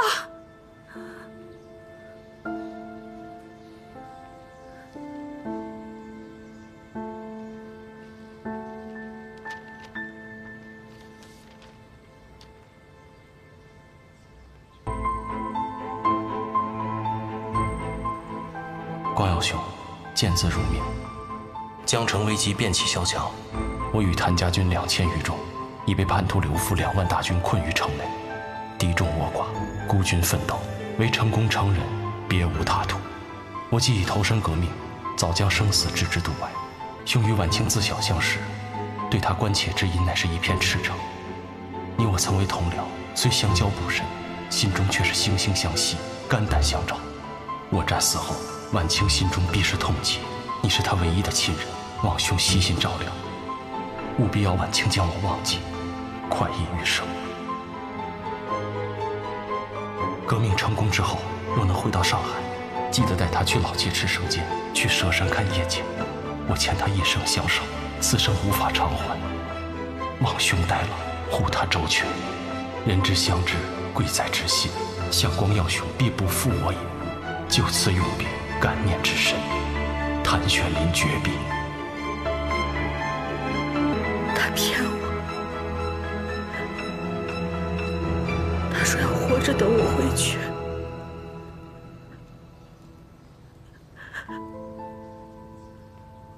我们昨天才成亲，他今天就不要我了。婉清，我要回江城，我不能让他一个人。婉清，你不要冲动，我们再想想办法。师长，我们要是丢了淮南，这可是军法论处啊！你闭嘴！再想想办法。光耀哥，我知道你有难处，我不勉强你，但玄林他是我丈夫，我必须跟他在一起。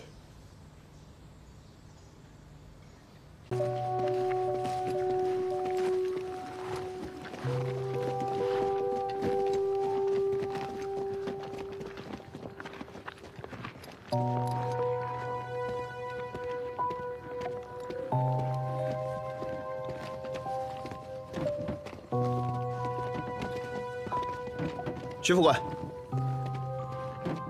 这大晚上的干什么呢？少帅吩咐我们收拾妥当，原地待命。团长们都开会去了。开会去了？是。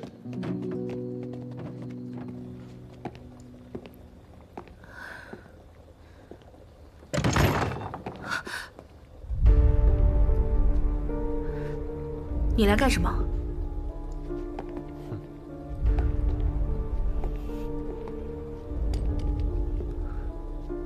你要干嘛？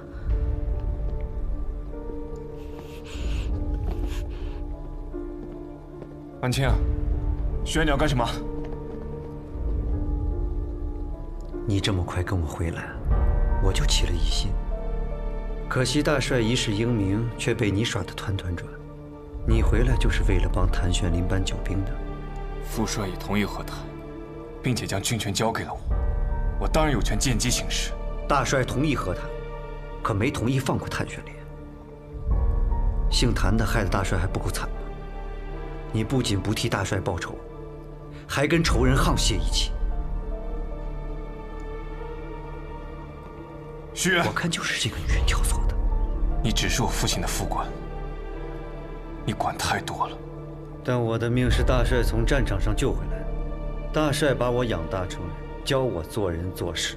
没有大帅就没有我，我有良心，不像你白眼狼不孝子。是。父亲当年把你从战场上捡了回来，你只有几个月大。听母亲说，你当时浑身发青，差点就死了。所以大帅的大恩大德，我一辈子都不会忘。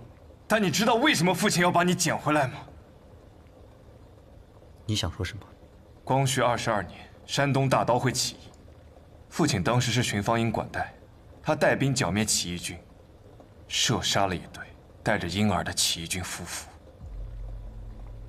那个婴儿只有几个月大，当时父亲走到婴儿面前，原本想用包着婴儿的包袱皮擦一擦带血的刺刀，谁知道就在他弯腰的时候，一个未死的起义军士兵向他射了一箭。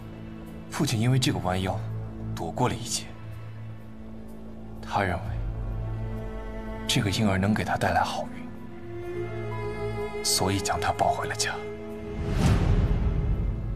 你骗我！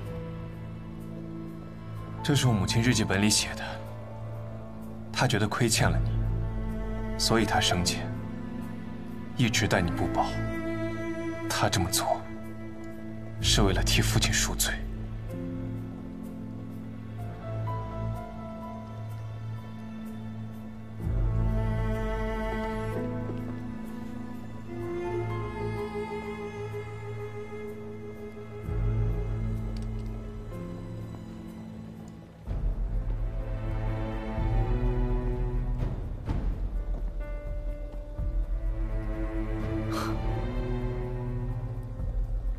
你们走吧。从今天开始，我和你们没有任何关系了。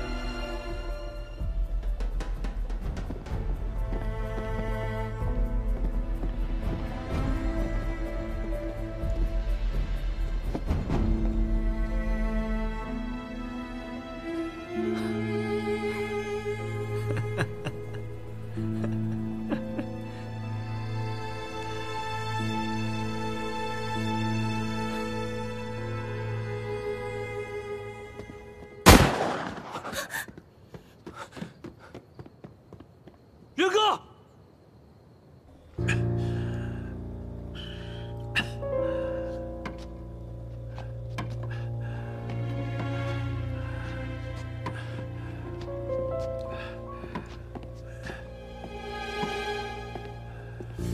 怎么是你？你都听到了吧？徐远自杀了。你不要用这种眼神看着我，我什么也没有做。是他知道了真相，他觉得自己一辈子的忠诚都错付了。不过仔细想想，他的忠诚也都是你骗来的，骗着骗着，你自己都相信了。所以你作恶的时候，你都觉得自己是对的。你没有资格指责我。程大使者不拘小节，历朝帝王将相，哪个不手染鲜血？一将功成万骨枯，世道如此。世道如此，你以为一个世道如此就能洗脱你的罪过吗？你杀了我哥哥，栽赃罗督军，骗我爸爸替你筹军饷。你拿穆婉婷来吊着闵大成，替你作恶多端。玄灵给我哥哥翻了案，你就想要他的性命，结果你害死了我爸爸，最后连顾小姐都死于你的手掌之中。所有的事情都是世道逼你的吗？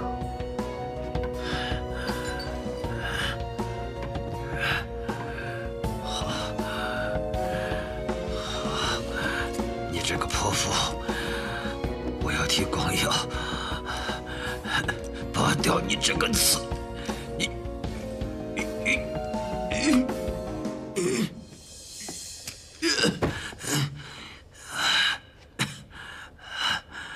你这辈子唯一的良知，就是你还惦记着你的儿子。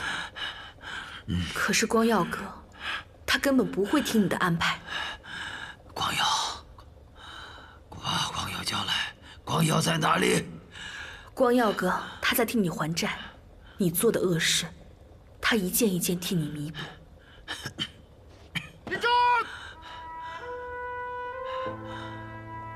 向右转。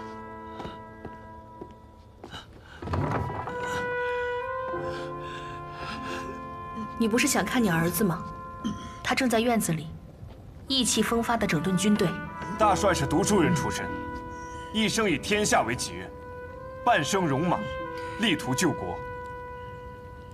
无奈局势艰难，对于救国之法，不得要领，所以下野以求自省。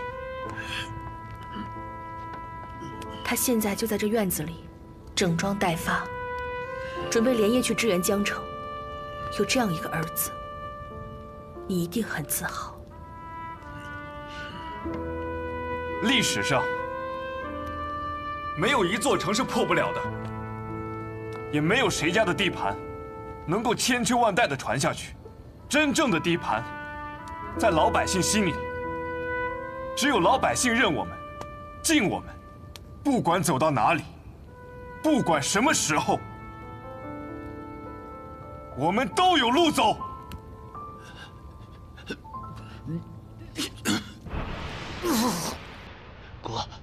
国呀！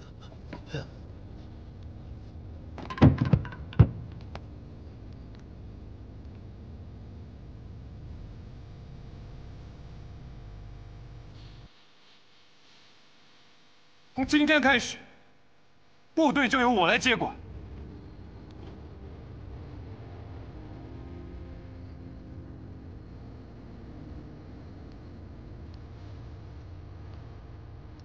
我既领了越城军权，就要对你们负责，对越城的百姓负责。我要带领你们走一条新路，走一条为百姓求自由、为民族求独立、为国家求富强的路。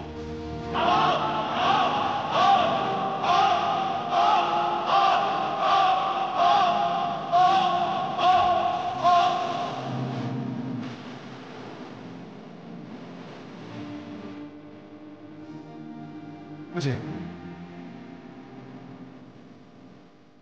父亲。我忘记你轮廓如何拼凑，让记忆。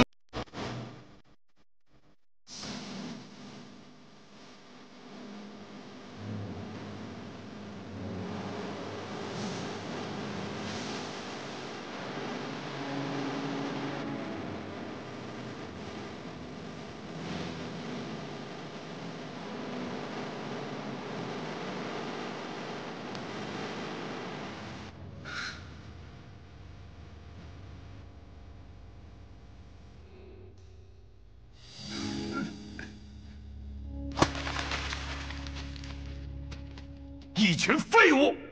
镇守使署只有几百人，攻了那么久，连个大门都攻不进去。镇守使署衙门易守难攻，谭学林布了很多吉祥点，火力太猛了，弟兄们尽力了。找几个可靠的兄弟，穿上之前发给谭家军的新军装，混进镇守使署。只要杀了谭玄林，谭家军就是一盘散沙，不攻自破。是，站住！把江边那几排对付革命军的山炮都给我拉过来，我倒要看看，是谭玄林的机枪厉害，还是我的炮弹厉害。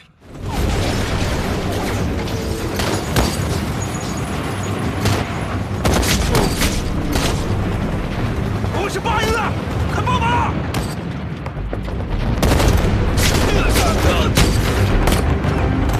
你们快进去！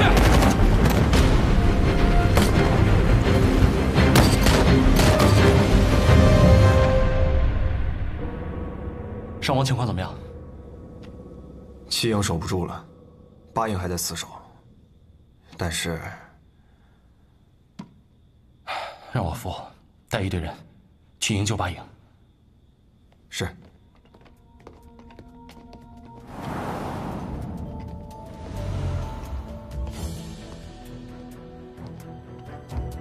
哎，兄弟，你哪个部队的？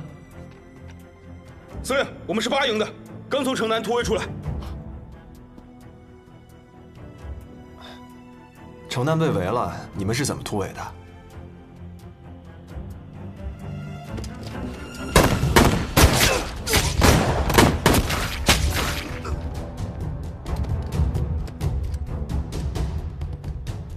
咱们的部队什么时候穿过翻毛皮的鞋？谭四，通知老傅，部队里有刘副的人。是。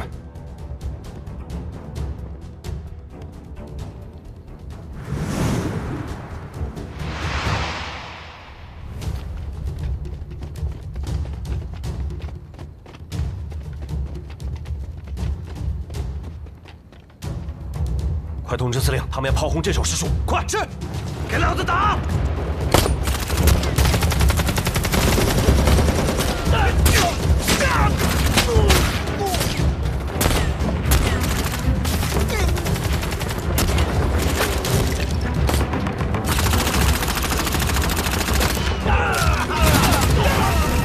瞄准目标，准备开炮！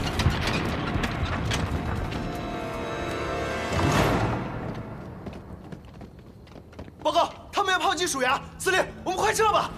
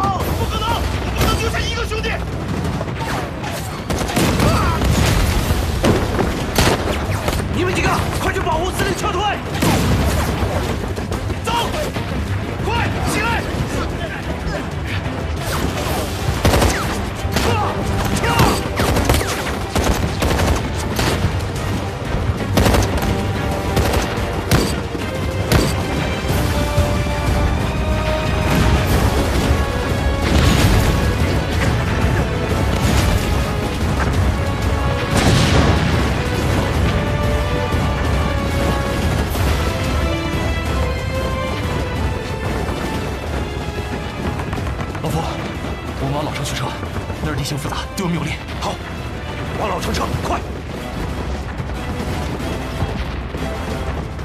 走。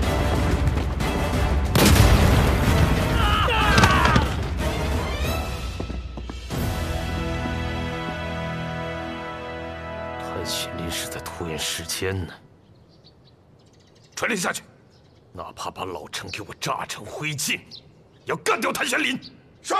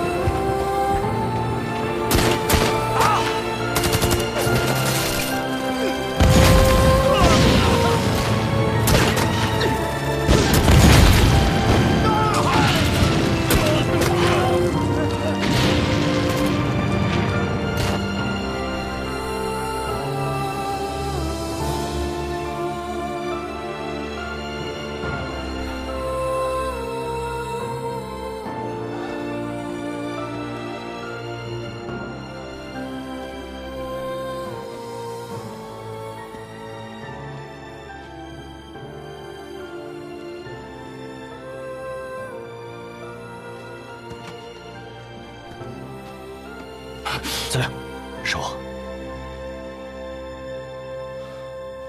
你伤口发炎了，我帮你处理一下。没事，扛一扛就过去了。不行，再这样下去出人命了。老夫，有酒吗？有。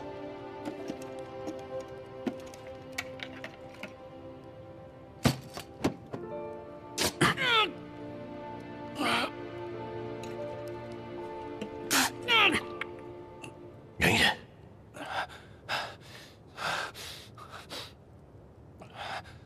老夫，算我欠你的。等仗打完了，咱们好好喝一顿。那你说话可要算数。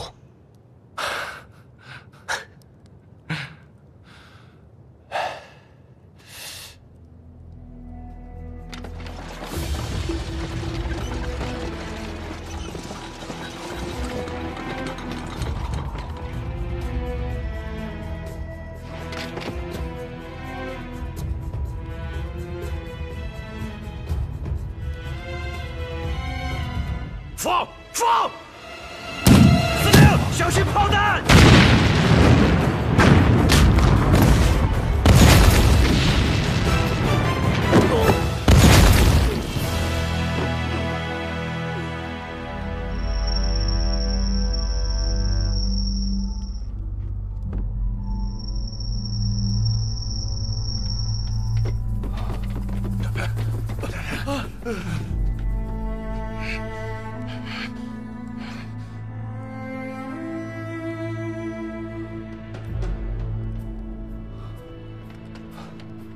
火出探玄林。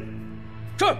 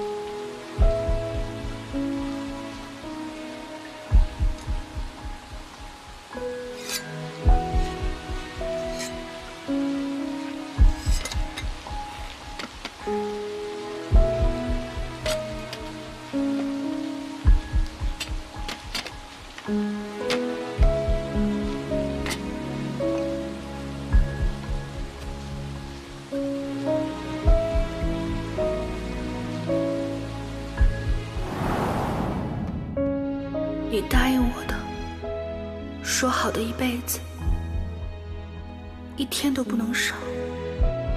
好，我说话算话，一天都不少。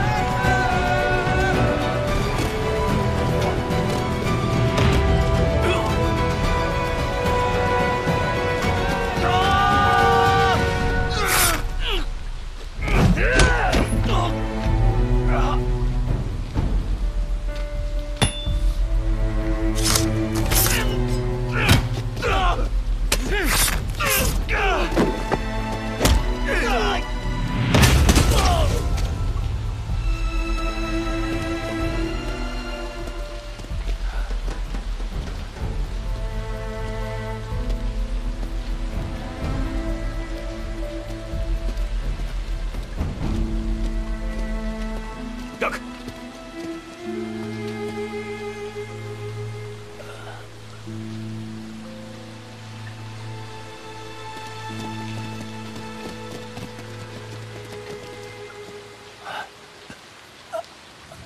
韩玄林，你死定了！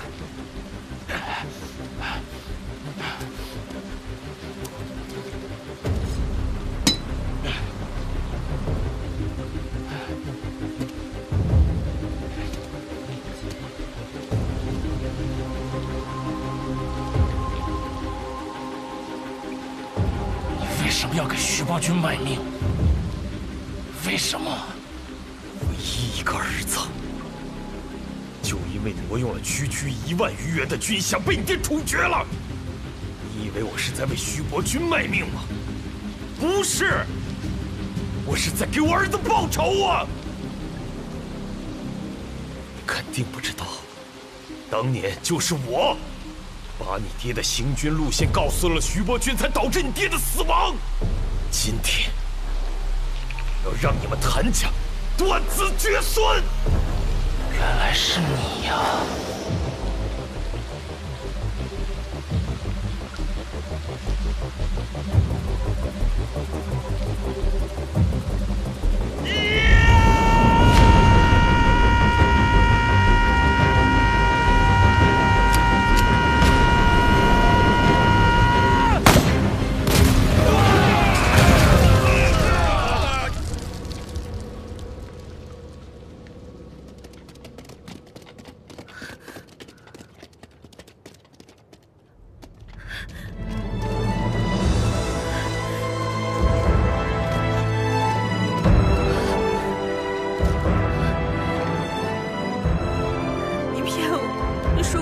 受伤的。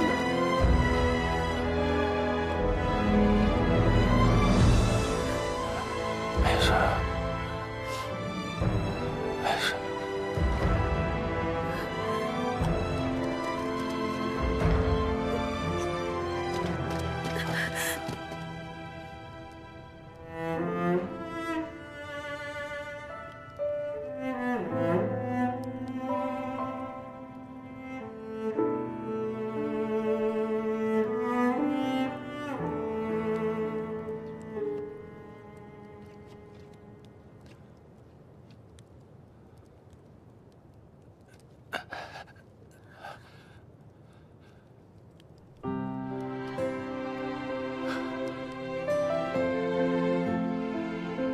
还在呢。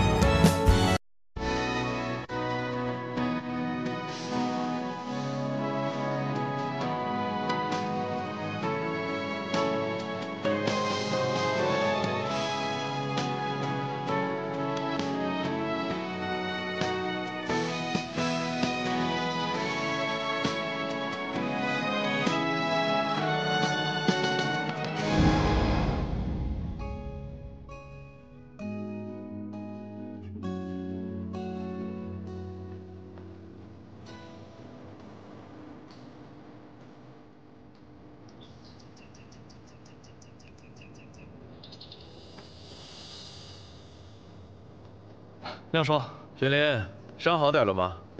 好多了。那，谭师长，来，欢迎归队。亮叔，我是您带到这条路上来的，以后我们就是同志了。司令，陪都军派来的和谈特使到了。裴少帅。哎呀，海哥！哎呀，我想死你了！哥哥手受伤了。哎呀，快下来！手伤了，哪伤了？我看看。撒手！我就不撒开，我就不撒手。谁让你跟我断绝关系？我告诉你啊，血缘关系可是断不了的。好。曾宇，你给我起来！谭师长，好久不见。好久不见。我这疯丫头，在你那儿待了那么久，委屈你了。哥，永远这么说自己亲妹妹的。不委屈，是他改变了我，我得谢谢他。看来你已经说服了你父亲了。我们是殊途同归。没食言，是条汉子。哎，疯丫头，胳膊肘往外拐是吧？你终于承认了是吧？我们老裴向来是一言既出，驷马难追。就你话多，我是想夸我妹妹眼光好呢。哎，谭师长，我们这以后都是同志了，你怎么还怼我？谭师长，哎，快看，谁来了？哎，谭师长，老吴，你怎么来了？去他的上海城防司令吧，以后啊，我就跟着你了。欢迎加入。